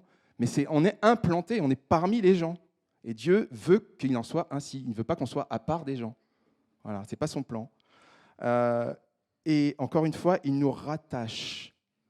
Le terrain, alors ce n'est pas tout à fait la bonne image, mais on est rattaché encore une fois à Israël. On est encore rattaché à cet olivier franc. Donc il y a un choix, il y a un terrain, il y a un endroit où on est implanté. Et ça, c'est important. Autre chose qui est importante, c'est le constructeur. Là, pour nous, dans notre cas, c'est Dieu. On n'a pas le choix, le constructeur, c'est Dieu. Enfin, j'espère pour vous que c'est Dieu. Mais si ça n'est pas le cas, je prie de tout mon cœur que ce soit Dieu, votre constructeur. Amen. que ce ne soit pas nous, notre propre constructeur. Parce que là, la garantie, elle n'est pas terrible. Nous, dans notre expérience, en fait, on s'est rendu compte que voilà, dans le naturel, un constructeur, il doit avoir un certain nombre de qualités. Ça doit être quelqu'un d'expérience, quelqu'un de fiable, quelqu'un qui respecte les délais, quelqu'un qui répond quand on lui pose une question, quelqu'un d'honnête, quelqu'un qui a une solidité financière. Alors je vous dis juste une chose, moi j'étais totalement contre le fait de faire construire une maison jusqu'à il y a 1 an à peu près. Voilà, 1 an et demi. Je me suis résolu au moment où on a signé, parce que j'ai vu tellement de gens qui avaient des galères. Tellement de gens qui avaient des galères. Je me suis dit non, ça surtout pas. En plus, c'est pas des petites sommes, c'est des dizaines, des centaines de milliers d'euros des fois. Donc je dis non, franchement non. Et voilà, c'est tellement important de choisir son constructeur. Et d'où notre cas, c'est le Seigneur. Et ça tombe bien parce que notre Dieu, il est comme ça. Notre Dieu, il est tellement d'expérience. Il n'y a pas de nom à l'expérience qu'il a. Personne n'a plus d'expérience que lui, c'est pas possible. Il est disponible, H24. L'honnêteté, évidemment. Solide financièrement, c'est lui qui pourvoit à tout. L'or et l'argent lui appartiennent, donc c'est même pas de la solidité financière, c'est au-delà de ça, en fait. Voilà. Et donc, ça tombe bien, parce que pour former son peuple et l'amener à manifester sa gloire, son amour, Dieu a toutes ses qualités, et bien plus encore. Il y a une autre chose aussi, et ça, c'était marrant, c'était la partie un peu sympa. Alors, je vous passe les étapes, voilà. Mais les grosses étapes, il y a choisir le style de sa maison. Alors, on prend les catalogues, on dit, tiens, la maison, il faudrait qu'elle ait telle forme, telle couleur, le toit, le machin, le nombre de pièces. C'est rigolo à faire, en fait. Mais après, ce qui est moins rigolo, c'est qu'on se dit, ah, mais j'ai pas l'argent. Donc, on restreint un peu ses ambitions, on les adapte. OK ? Mais, malgré tout, on choisit le style de sa maison. Et on commence à se projeter, à se dire, tiens, sa maison, elle va être comme ça. Le Seigneur, il est en train de faire ça. Il forme ça en toi et en moi. Il a choisi quel style de maison tu vas, quelle forme tu vas avoir. Mais la forme qu'il a choisie pour toi et pour moi, c'est la forme d'un temple. C'est pas une bicoque, c'est pas un cabanon, c'est pas un appartement ou un studio, c'est un temple. Amen. Il n'a pas dit que tu serais moins qu'un temple, que toi et moi, on serait moins qu'un temple. Je trouve ça extraordinaire. Le Seigneur, il n'a pas mis la barre juste à notre échelle. Parce que ça, à la limite, on peut le faire, on n'a pas besoin, entre guillemets, de beaucoup d'aide. Mais le Seigneur, il a mis la barre tellement haut, parce que lui, il vit dans la gloire, il vit dans un temple. Je dis, gloire à Dieu. Seigneur, tu es tellement bon. Il nous dit, vous êtes le temple du Saint-Esprit, 1 Corinthiens 3 et 1 Corinthiens 6. Je ne vous donne pas les versets pour que vous lisiez tous les chapitres. On n'est pas une banale maison. Et moi, en fait, ça m'a interpellé. Je me suis dit, Seigneur, tu mets la barre tellement haut. Tu dis que toi et moi, nous tous là, on est un temple. Je ne sais pas si vous avez déjà été dans un... Alors, on ne va peut-être pas parler de temple, mais vous avez déjà été dans des châteaux? Qui a déjà été dans un château? Visiter un château? Ok. Je n'ai pas dit habiter dans un château. Hein. Voilà, visiter. Voilà. Visiter un château. Dans des palais. Moi, j'ai été une fois devant le palais Buckingham Palace, le palais de la reine d'Angleterre. Voilà. Buckingham Palace. J'ai vu qu'un extrait, j'ai vu juste la façade, hein, avec les soldats devant, c'est tout. Je ne suis pas rentré, elle ne m'a pas invité. Voilà. Mais c'est extraordinaire de beauté. Et en fait, la question que je me suis posée, dans un palais, dans un temple, dans un château, mais qu'est-ce qu'on ferait si on habitait dans un château? Imaginez, vous habitez dans un château, un palais, ok? Moi, je pense que, personnellement, je serais tellement... Je suis un peu maniaque, j'avoue, mais là, je serais au-delà de maniaque. C'est le soin, je voudrais que rien ne soit sale, tout soit impeccable, pas de négligence, voilà. Ce serait parfait, en fait. Amen. Ce serait juste parfait. Et en fait, cette intolérance, je pense qu'on ne supporterait pas qu'il y ait quelque chose qui traîne ou qui soit mal rangé ou quoi que ce soit. On aurait les gens pour s'en occuper peut-être, etc. Hein, Seb, tu es d'accord? Tout à fait d'accord, ok. Donc, parce que là, il est en train de se projeter, il est en train de se dire, tiens, on va déménager. Mais c'est ce que le Seigneur attend de chacun, de toi et de moi, de nous en fait. Il attend qu'on ait ce soin pour le temple que nous sommes. Toi et moi, on est un temple. Imagine, tu es un temple, donc tu prends un soin extrême pour ce temple. Il n'y a pas une saleté. Tu ne supportes pas la saleté.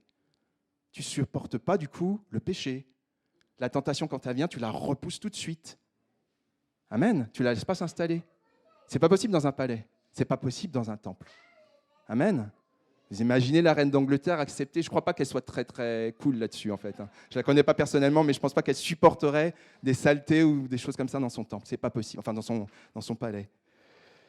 Je vais vous inviter à lire, parce que ça paraît peut-être un peu exigeant de le dire comme ça, mais cette exigence, je pense qu'elle est impérative dans nos vies, dans ta vie, dans ma vie. C'est impératif d'être exigeant, parce que c'est le temple du Saint-Esprit. Ce n'est pas un temple au hasard, c'est le temple dans lequel réside le Saint-Esprit. Ce n'est pas n'importe qui. Donc comment pourrait-il cohabiter avec le péché ou la tentation que tu laisses tourner autour de toi et tu ne la repousses pas? Tu la repousses tout de suite. C'est intransigeant. J'aimerais qu'on lise, alors ce n'est pas moi qui le dis, parce que sinon vous allez dire, Georges, il raconte des bêtises. On va prendre Matthieu 5. Je vais demander à quelqu'un de le lire. Si un micro peut passer, ou même peut-être sur Zoom. Comme je ne vois pas ce qui se passe sur l'écran, donc je ne sais pas si quelqu'un sur Zoom veut lire. On va prendre Matthieu 5, verset 20.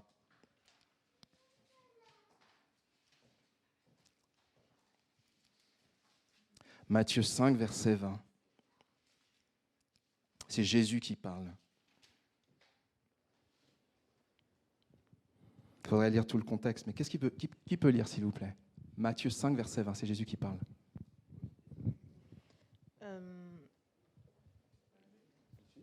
Matthieu 5, verset 20, c'est ça, ok.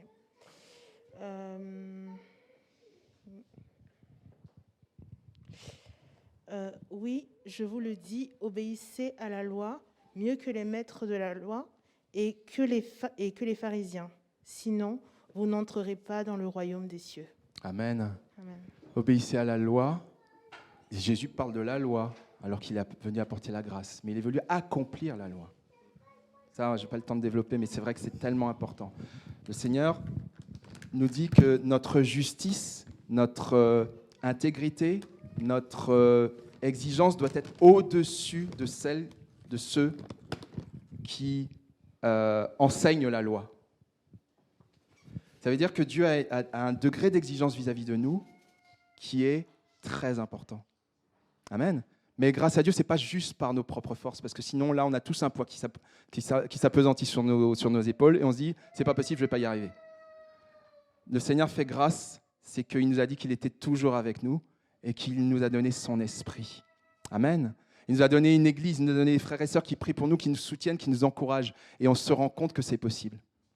De savoir pardonner, de savoir aimer, de savoir parler de lui, etc. etc. Ce n'est pas impossible. Mais le Seigneur attend qu'on soit à ce niveau-là. Il a des standards très élevés. Amen. Il y a moins d'amen d'un coup là. Seigneur Dieu puissant. Dans une maison, il y a aussi quelque chose qui est très important. C'est à un moment, c'est le constructeur qui s'en occupe cette fois-ci, c'est de choisir les matériaux. Il va dire, tiens, la maison, je vais la faire en telle matière. On donne notre avis, quand on peut lui donner notre avis. Si on veut une maison en pierre, une maison en parpaing, on lui donne notre avis. Mais fondamentalement, c'est lui qui va tout sélectionner. Et si on regarde à la maison que Dieu est en train de former, c'est une maison qui est de toute nature. Des pierres de toute nature. Dieu nous unit, Dieu fait qu'on est dépendants les uns des autres. Les matériaux sont dépendants les uns des autres. Quand on pose un parpaing ou des pierres, c'est posé les uns sur les autres. Chacun dépend de l'autre, en fait. Je ne sais pas si c'est clair ce que je vous explique. Oui? Non? Enfin, j'espère que c'est bon. Sinon, vous réécouterez sur Zoom, mais voilà. Et ce qui est fort dans ce que le Seigneur nous montre et nous dit, et je vous ai donné la référence de 1 Pierre 2, on ne va pas le lire parce que j'aimerais vraiment que vous puissiez prendre le temps aussi de le lire chez vous ou pendant les groupes de maison si vous choisissez ce thème. La pierre angulaire dont il est parlé dans ce passage, si je vais le lire quand même parce que c'est trop important. Excusez-moi, mais si, c'est trop important comme passage. Je ne vais pas tout lire, mais il faut un minimum. 1 Pierre 2, verset 4. Il est dit « Approchez-vous de Christ, la pierre vivante rejetée par les hommes, mais choisie et précieuse devant Dieu. Et vous-même, en tant que pierre vivante, laissez-vous édifier pour former une maison spirituelle, un groupe de prêtres saints, afin d'offrir des sacrifices spirituels que Dieu peut accepter par Jésus-Christ. » En effet, il est dit dans l'Écriture, « Je mets dans Sion une pierre angulaire, choisie, précieuse, celui qui croit en elle n'aura jamais honte. » Cette pierre, c'est Jésus. C'est la pierre fondamentale. C'est la pierre sur laquelle le peuple de Dieu est fondé. Quand je dis le peuple de Dieu, vous avez compris, c'est nous l'Église, mais c'est Israël qui a reconnu Jésus-Christ. Amen. Et de ces pierres, il parle à ces pierres, c'est une révélation, c'est Pierre qui parle aux pierres derrière. Ça, on se dit, tiens, on dirait que c'est fait exprès. Approchez-vous. Il parle à des pierres vivantes, il leur dit approchez-vous. Mais vous allez me dire, mais attendez, mais des pierres, ça ne bouge pas. Enfin, pas spontanément en fait, sauf si on les lance, mais a priori, ça ne bouge pas tout seul, quoi. Hein. Et moi, ça m'a interpellé cette contradiction. Alors, Raphaël, parce qu'il aime bien le français, il aurait dit cet oxymore. Hein. Voilà. Cet oxymore, il aime bien les mots bizarres comme ça. Voilà. Mais c'est vrai que c'est une contradiction. Une pierre, c'est inerte, vivant, c'est vivant. Voilà.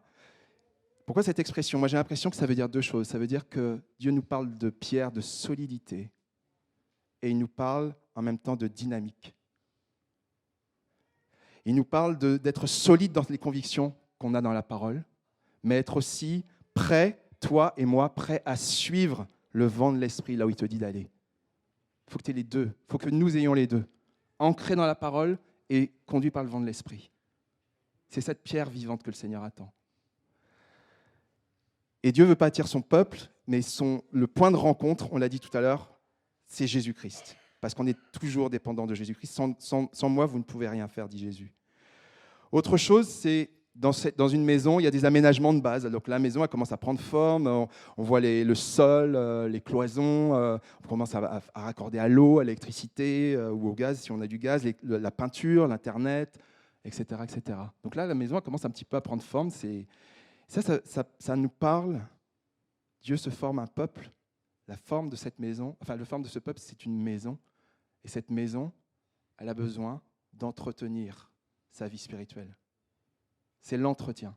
C'est l'entretien de la vie. C'est-à-dire que c'est ce qui fait que ce sont les éléments de base pour vivre dans une maison. Sinon, une maison n'est pas viable. On ne peut pas vivre dans une maison où il n'y a pas d'eau, il n'y a pas d'électricité, téléphone, etc., etc. Évidemment. Pas de Wi-Fi, surtout pour beaucoup. S'il n'y a pas de Wi-Fi, il n'y a pas de maison. Hein, voilà. On commence par le Wi-Fi. Voilà. Et après, le poulet. C'est ça, Patrick? Après le poulet. Ouais, on peut continuer, merci. Merci, Patrick. Donc maintenant que j'ai ton autorisation, je continue. Un autre élément, ce sont les finitions. Les derniers aménagements, quand on rentre dans une maison, ça va être la cuisine, la salle de bain, le parquet, la couleur du carrelage. On a commencé à regarder avec Nadège pour ça. Voilà, le carrelage, quel carrelage? La salle de bain, la cuisine, elle va ressembler à quoi, etc. Donc quoi tu vas vivre en fait, quoi. Et puis un peu la déco, plus ou moins. Enfin, ou même si tu mets que les murs blancs, mais au moins une base, quoi. Et c'est ce qui rend la maison agréable. Et c'est ce qui est vu des gens. Quand tu invites quelqu'un, il va dire « Tiens, ta déco, elle est sympa. Tiens, ta cuisine, elle est originale, etc. etc. » C'est ce qui est vu. Et en fait, ce qui est vu, c'est le fruit. C'est ce qui est visible, c'est le fruit. Amen. Là, on est bientôt au printemps. Je suis impatient qu'on soit au printemps. On est bientôt au printemps et on va voir les bourgeons arriver. On va voir les premiers fruits. Il y a déjà des fruits, hein, il y a des fruits qui poussent l'hiver, mais voilà, on va voir ce qui apparaît. Et c'est le fruit de l'esprit dont Dieu nous parle, qu'on trouve dans Galates 5, verset 22. Alors là, on a vu que Dieu se forme un peuple qui est hybride, qui est souple, qui est malléable, qui a une certaine forme. Je vous ai donné l'image d'une maison, on aurait pu en prendre d'autres, mais j'avais à cœur de vous partager celle-là ce matin. Mais on va se dire, mais pourquoi Dieu fait tout ça en fait? Ça sert à quoi pourquoi il a besoin de se fonder un peuple, de se former un peuple? Le verset de Ésaïe 43, c'est « Le peuple que je me suis formé publiera mes louanges. » Amen. Mais publier ces louanges, ça veut dire quoi en fait?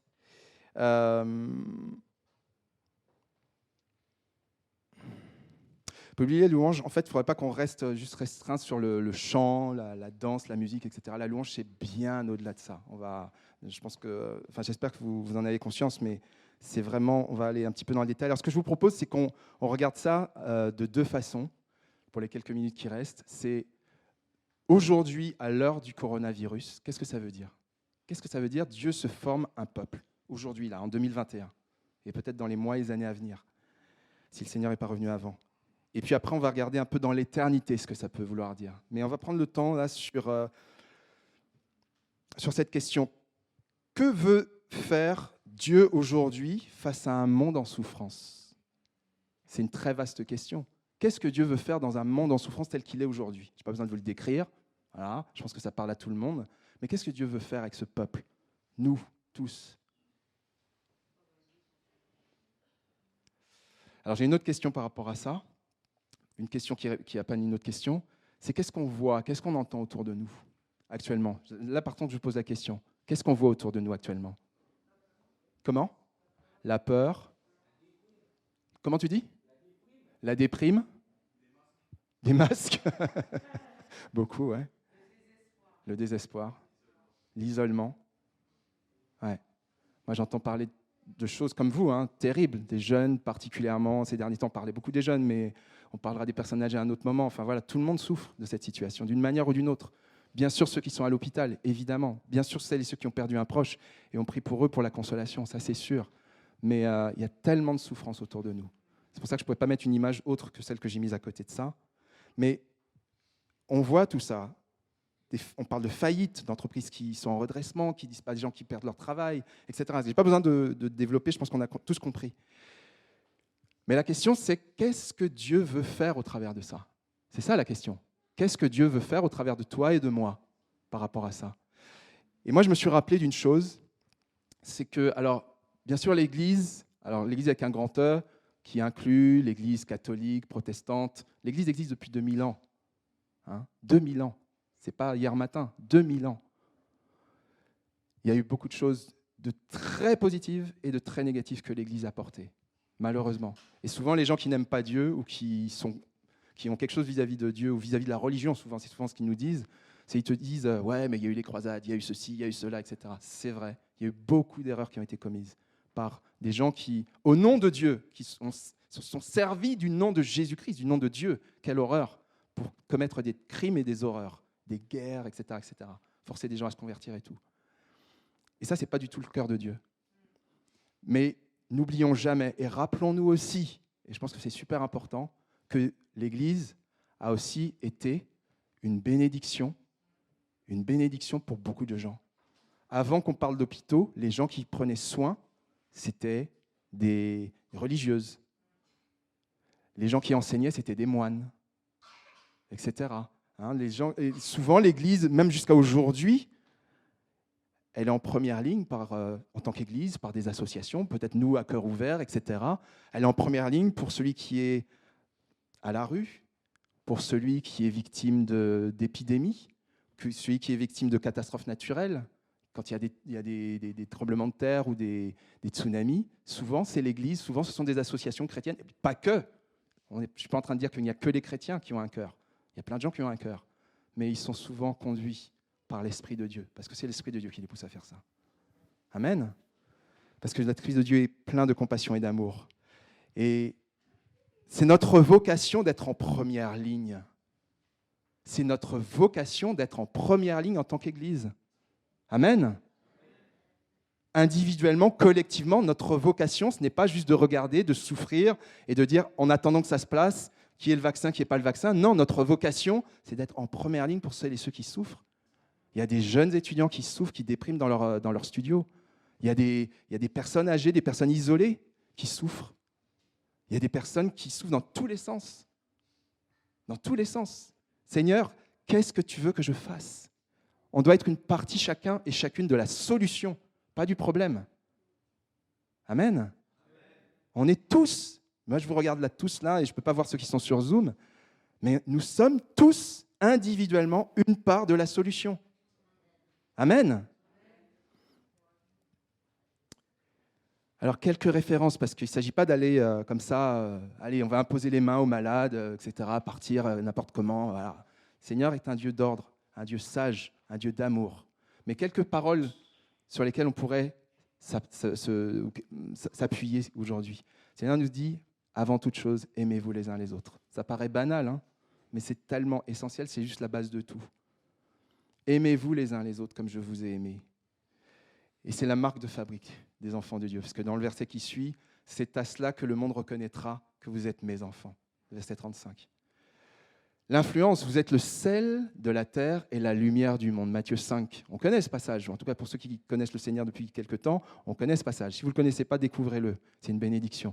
Vous êtes, nous, toi et moi, on est le sel de la terre et la lumière du monde. Donc ça veut dire qu'on a une influence. Ça veut dire qu'on peut, par l'autorité que le Seigneur nous a donnée, faire une différence. Peut-être qu'il va te donner une personne. Il va te donner l'étage où tu habites, le quartier où tu habites. Il va te donner l'immeuble où tu habites, il va te donner le quartier où tu habites, il va te donner l'entreprise où tu travailles, il va te donner à cœur de prier pour ta classe, de prier pour l'établissement scolaire où tu es. Peu importe, si tu es à la retraite, je ne sais pas, ton voisinage, amen, ou ta famille, peu importe, on est une part de la solution par l'autorité que le Seigneur nous a donnée. Et un verset que j'ai découvert hier, je suis sûr que j'avais dû le lire parce que j'ai déjà lu la Bible quelques fois, mais je ne m'en rappelais pas. Si tu te décourages le jour où tout va mal, vraiment, tu as peu de force. Tu as vraiment peu de force. Ça veut dire que ta force, il faut que tu la puises, que tu restes branché à la source de la force, toujours. On a un jeûne et prière là, cette semaine, ça va être réannoncé tout à l'heure. On a un jeûne et prière cette semaine, c'est aussi pour entretenir ça, pour rester branché. Parce que sinon, on va faire comme tout le monde, on va déprimer, on va regarder BFM, et puis on va tous déprimer. Voilà. Et c'est pas ça que le Seigneur attend de nous. Pas du tout. J'ai rien contre BFM, hein. Voilà, que Dieu les bénisse. Mais c'est l'image, vous comprenez ce que je veux dire. Voilà. Une citation que je voudrais vous donner d'un pasteur. Alors je prends du temps, je sais que j'ai dépassé le temps, mais je trouve que c'est tellement essentiel. Tellement essentiel. Je respecte, hein. Je sais qu'il y a des gens qui viennent après moi, mais un pasteur qui s'appelle Todd Wagner. Alors il a démissionné entre-temps, j'ai appris ça récemment. Ce n'était pas un scandale, c'est juste qu'il a trouvé que dans son cœur, il y a des choses qui n'étaient pas saines devant Dieu, mais il n'a commis aucun crime, aucune horreur. Mais il s'est mis de côté pendant un temps. Mais pour autant, l'année dernière, il a écrit, je crois que c'était au mois de mars, il a écrit sur le corona. Et voilà ce qu'il dit. En temps de crise, le monde a besoin de gens stables, qui sont fortifiés dans la grâce de Dieu, par la grâce de Dieu, et rendus altruistes, c'est-à-dire ouverts aux autres, par la puissance de Dieu. L'inquiétude n'accomplit rien, si ce n'est l'affaiblissement du cœur et de la tête. Il a été dit, alors je ne sais pas où il a pris ça, mais bon, s'il le dit, je lui fais confiance, il a été dit que 90% des choses pour lesquelles nous sommes inquiets ou qui nous mettent en panique ne se produiront jamais. Quant aux 10 derniers, elles sont hors de notre contrôle. Donc le message est clair, pourquoi s'inquiéter ? Il y a des choses pour lesquelles ça ne sert à rien, en fait. Et ça ne produit rien, en fait.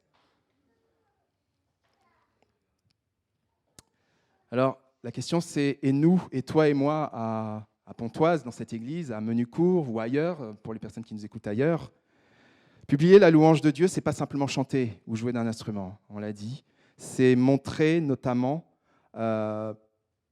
qui est Dieu par des actes que Dieu inspire et que Dieu nous demande de faire. Des actes que Dieu nous demande de faire. Je voudrais juste, est-ce que tu peux passer la vidéo, s'il te plaît ? Je voudrais vous montrer juste 2 minutes l'extrait d'une émission sur la chaîne chrétienne EMCI TV. On va regarder notre verset du jour, 1 Corinthiens 15 au verset 58. « Ainsi, mes frères et sœurs bien-aimés », c'est à nous que ça s'adresse, « soyez fermes, inébranlables, travaillez de mieux en mieux à l'œuvre du Seigneur, pendant le Covid ou pas, sachant que votre travail n'est pas sans résultat dans le Seigneur. » Alléluia, même en plein confinement, notre travail n'est pas sans résultat dans le Seigneur. Et vraiment, moi je me dis, en fait, on doit s'inspirer justement de ces chrétiens-là, de ces premiers chrétiens, de comment ils avaient ce zèle, cette ferveur. Et des fois, il faut s'asseoir et se dire, oui, c'est vrai, peut-être que on a grandi, on est venu au Seigneur, on est dans une église locale, il y avait une structure qui était là. Et vraiment, peut-être inconsciemment, on a vraiment associé le service à la structure. Et c'est peut-être aussi une réadaptation. Je crois que pour chacun d'entre nous, c'est de se dire, OK, le temps que ça va durer, cette période de Covid, je ne sais pas combien de temps elle va durer, mais pendant cette période, je dois quand même être actif. Mais c'est certain que cette période vient me déstabiliser dans mon habitude et je dois me réapprendre. Je dois juste déjà écouter le culte en ligne. Puis pour certaines personnes, c'est difficile, mais il faut se réadapter que pour le moment, c'est ça qu'il faut faire. Et de la même manière aussi par rapport au service, c'est ça que j'ai beaucoup aimé la pensée d'Aurélie, c'est de faire cette prière, Seigneur, montre-moi comment servir. Peut-être que moi, j'étais habituée qu'on me dise comment servir. Donc, je savais que j'étais sur l'équipe du ménage un dimanche sur 2, ou je savais que j'étais à la pouponnière une fois par mois, et je savais, je venais, OK, c'est ça que je dois faire. Mais maintenant, c'est comme si j'ai pas de patron. Je suis livrée à moi-même, en fait. Et je dois maintenant dire, OK, Saint-Esprit, guide-moi. Et comme tu dis, peut-être ce serait des appels au téléphone, faire un suivi des membres. Peut-être ce serait aller dans la rue. Peut-être ce serait de dire, OK, comment est-ce qu'on peut réimaginer les choses? Notre église est fermée. Peut-être ce serait aider au niveau des médias. J'ai de la facilité avec Internet ou avec les applications. Qu'est-ce que je peux faire? Mais bref, il faut se poser la question et il faut savoir qu'on doit rester inébranlable, ferme, et qu'il y ait un résultat à tout ça. Donc, ce temps ici n'est pas un temps perdu, où on attend que l'église réouvre. Quand j'ai l'église, le bâtiment réouvre pour se mettre en application. Non, c'est un temps actif, en fait. Et plus on sera actif, même spirituellement en tant qu'église, plus qu'on va prier, plus qu'on va repousser aussi les ténèbres. C'est une autre façon de servir aussi, avec pas juste nos membres physiques, mais vraiment avec nos prières. C'est un sacrifice qui est agréable au Seigneur. Amen. Donc vraiment, ayons du zèle pour le Seigneur. J'ai une idée en t'écoutant, excusez-moi, je vous donne la parole tout de suite, mais je veux rebondir sur ce que tu dis. Tu parles de ceux qui font le ménage dans l'église. Eh bien, pourquoi pas aller aider des personnes âgées que vous connaissez qui ont besoin d'aide pour le ménage. Tu parles de ceux qui servent à la pouponnière. Pourquoi pas aller garder les enfants de certains frères, certaines sœurs, même voisins, pour leur donner une petite soirée en amoureux. Je sais pas, on est à l'accueil, mais pourquoi pas prendre du temps pour appeler les gens, juste prendre de leurs nouvelles, comme vous le faisiez le dimanche. Bonjour, comment tu vas ma sœur? Comment tu vas mon frère? Juste ça, en fait, ce service qu'on fait dans l'église peut très bien être fait en dehors de l'église.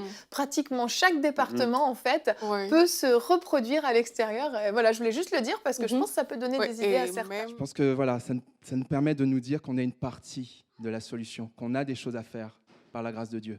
C'est pas parce que le bâtiment, on vit pas l'église de la même façon que tout s'arrête. Au contraire, on peut la vivre.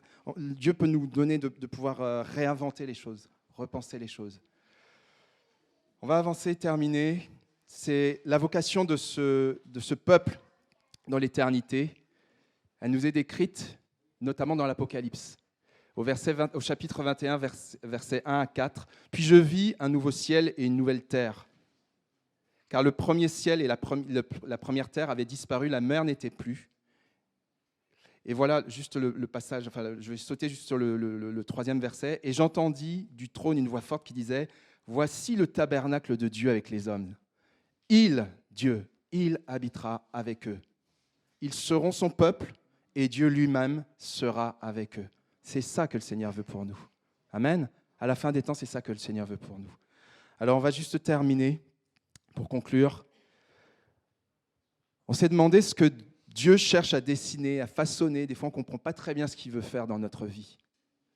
Et on s'est rendu compte aussi que l'une des réponses que Dieu donne, il la donne dans Ésaïe ou dans 1 Pierre, les références que je vous ai données en principal, parce que Dieu se forme un peuple. Mais c'est un peuple spécial, c'est un peuple hybride. Vous avez compris cette association entre Israël et l'Église.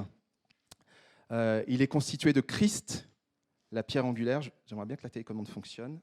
Ouais. Il est constitué de Christ, la pierre angulaire, et de toi et moi, les pierres vivantes. Il est malléable sous la direction de l'Esprit de Dieu, sous la direction de Jésus. Et il est destiné à apporter sa bénédiction à un monde en souffrance et sa révélation, toute la révélation de Dieu pour le salut, parce que la porte de Dieu est encore ouverte pendant quelque temps. Voilà.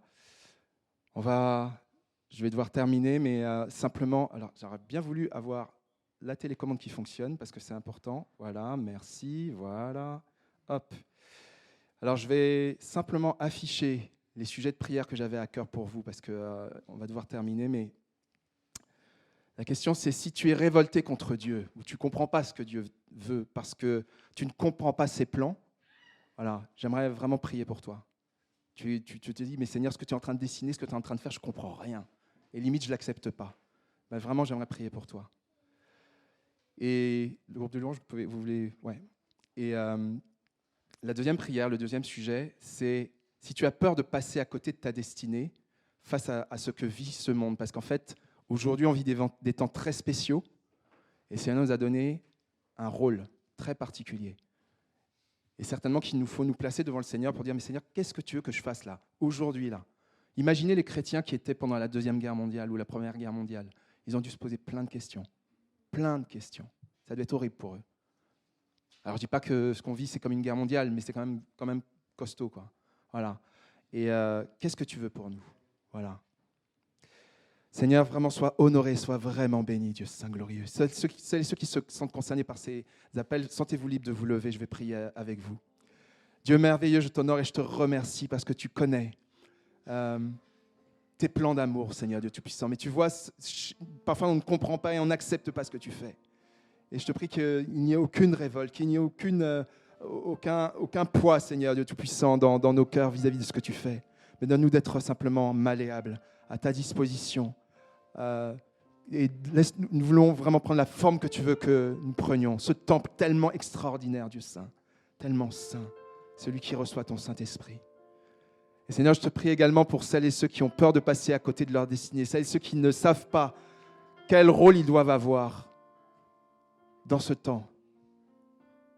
Mais que nous soyons une solution, une partie de la solution, une partie de ta bénédiction, une partie de ce salut que tu veux annoncer au monde, Seigneur Dieu glorieux. Je te prie, Seigneur mon Dieu, pour que des vies soient transformées, pour que des vies, des quotidiens soient transformés par la puissance de ton Esprit, divin Papa. Sois vraiment honoré et vraiment glorifié, vraiment béni. Nous attendons le témoignage de la gloire de Jésus-Christ. Alléluia. Amen.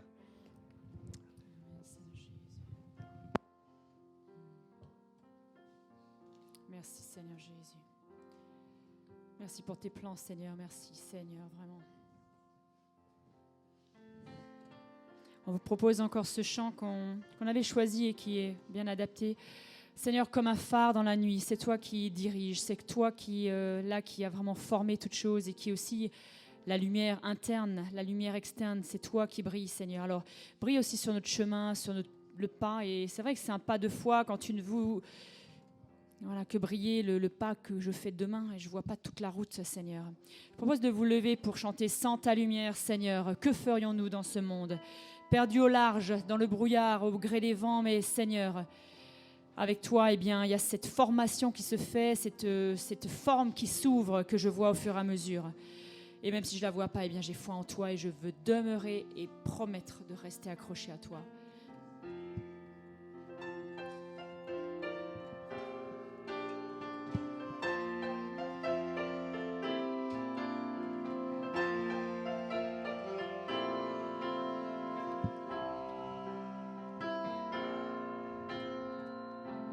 Sans ta lumière, Seigneur, que ferions-nous dans ce monde, perdu au large, dans le brouillard, au gré des vents? Sans ta lumière, Seigneur, où irions-nous dans ce monde? La mer est immense, sans ta présence, que ferions-nous? Comme un phare dans la nuit, tu brilles sur tes enfants, tu nous guides vers le nord, au cœur de ton amour. Comme un phare dans la nuit, tu brilles sur tes enfants, tu nous guides vers le bas, au cœur de ton amour. Sans ta lumière, Seigneur, que serions-nous dans ce monde, en perdition, sans direction, cherchant la voie? Sans ta lumière, Seigneur, que serions-nous dans ce monde? Que décider, qui écouter? Que ferions-nous? Comme un phare dans la nuit, tu brilles sur tes enfants, tu nous guides vers le pas, au cœur de ton amour. Comme un phare dans la nuit, tu brilles sur tes enfants, tu nous guides vers le pas, ton amour.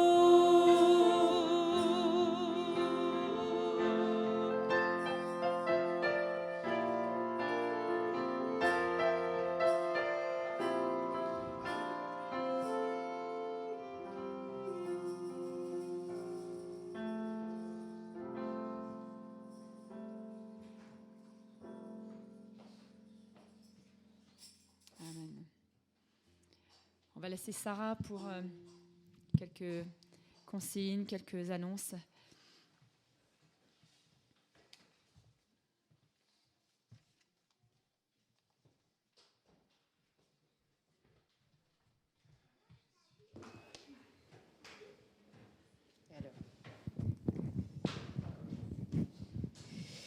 Donc moi, j'ai fait ma BA.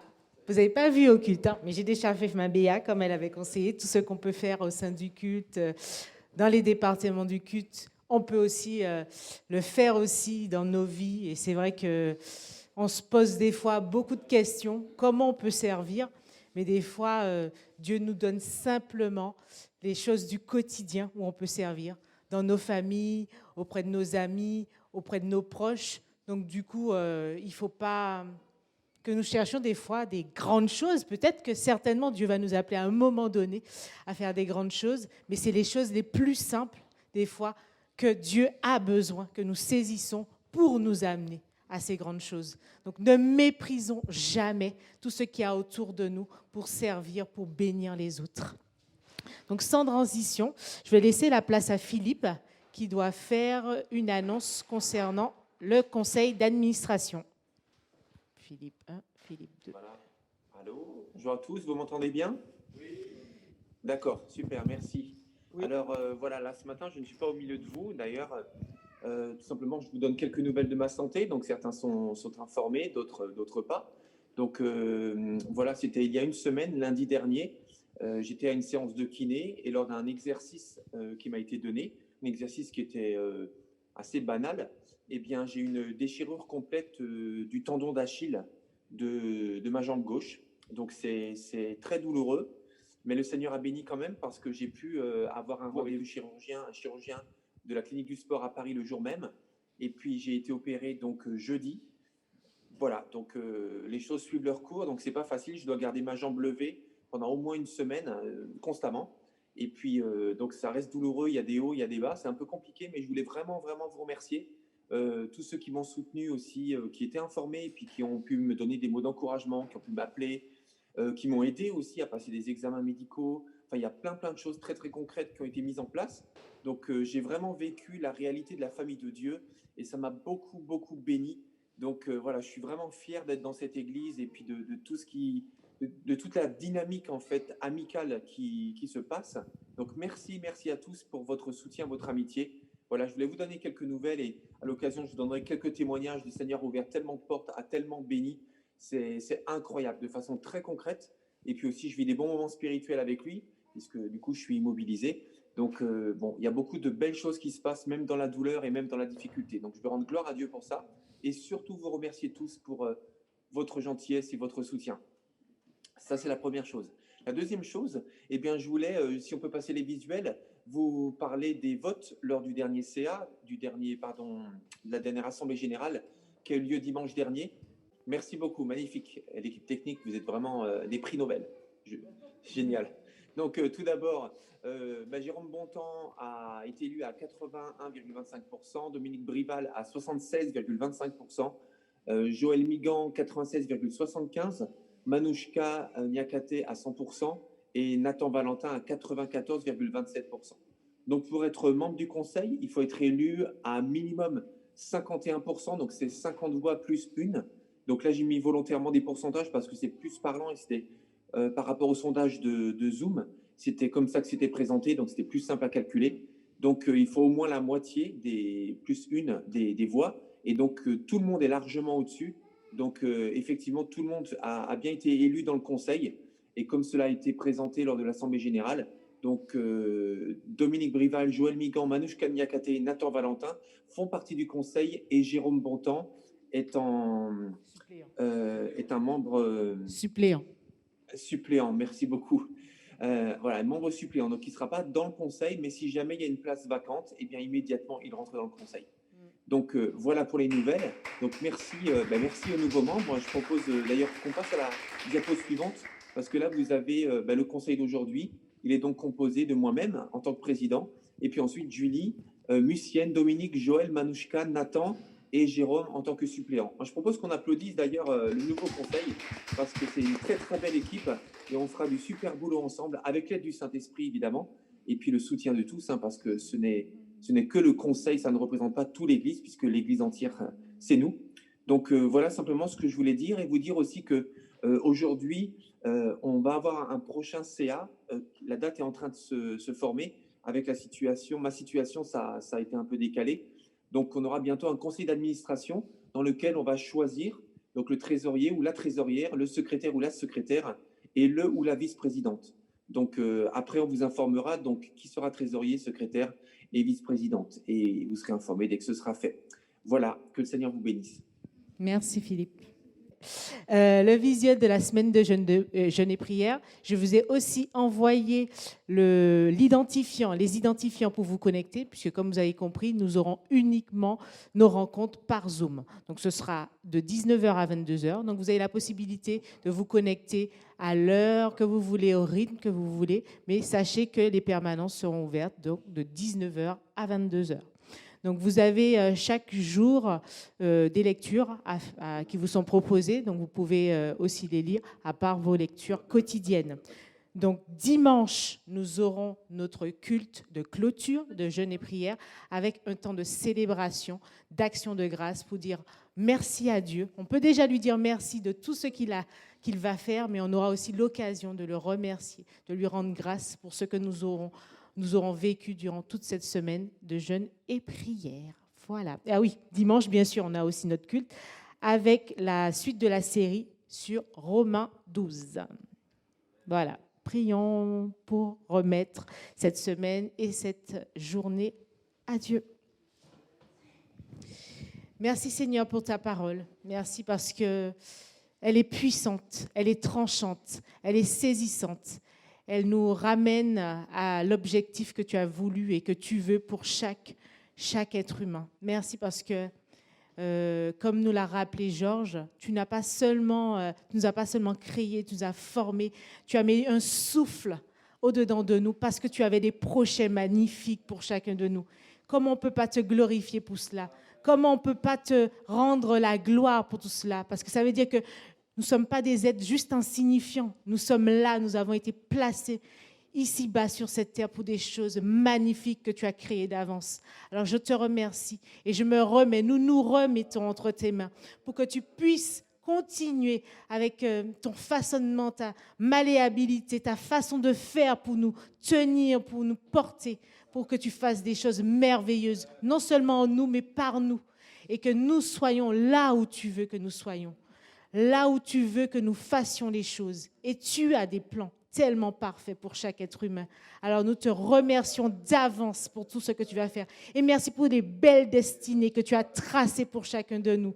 Nous sommes tellement au bénéfice de ta grâce. Alors nous nous plaçons en toi et nous te disons merci. Bénis cette semaine merveilleuse que nous allons vivre.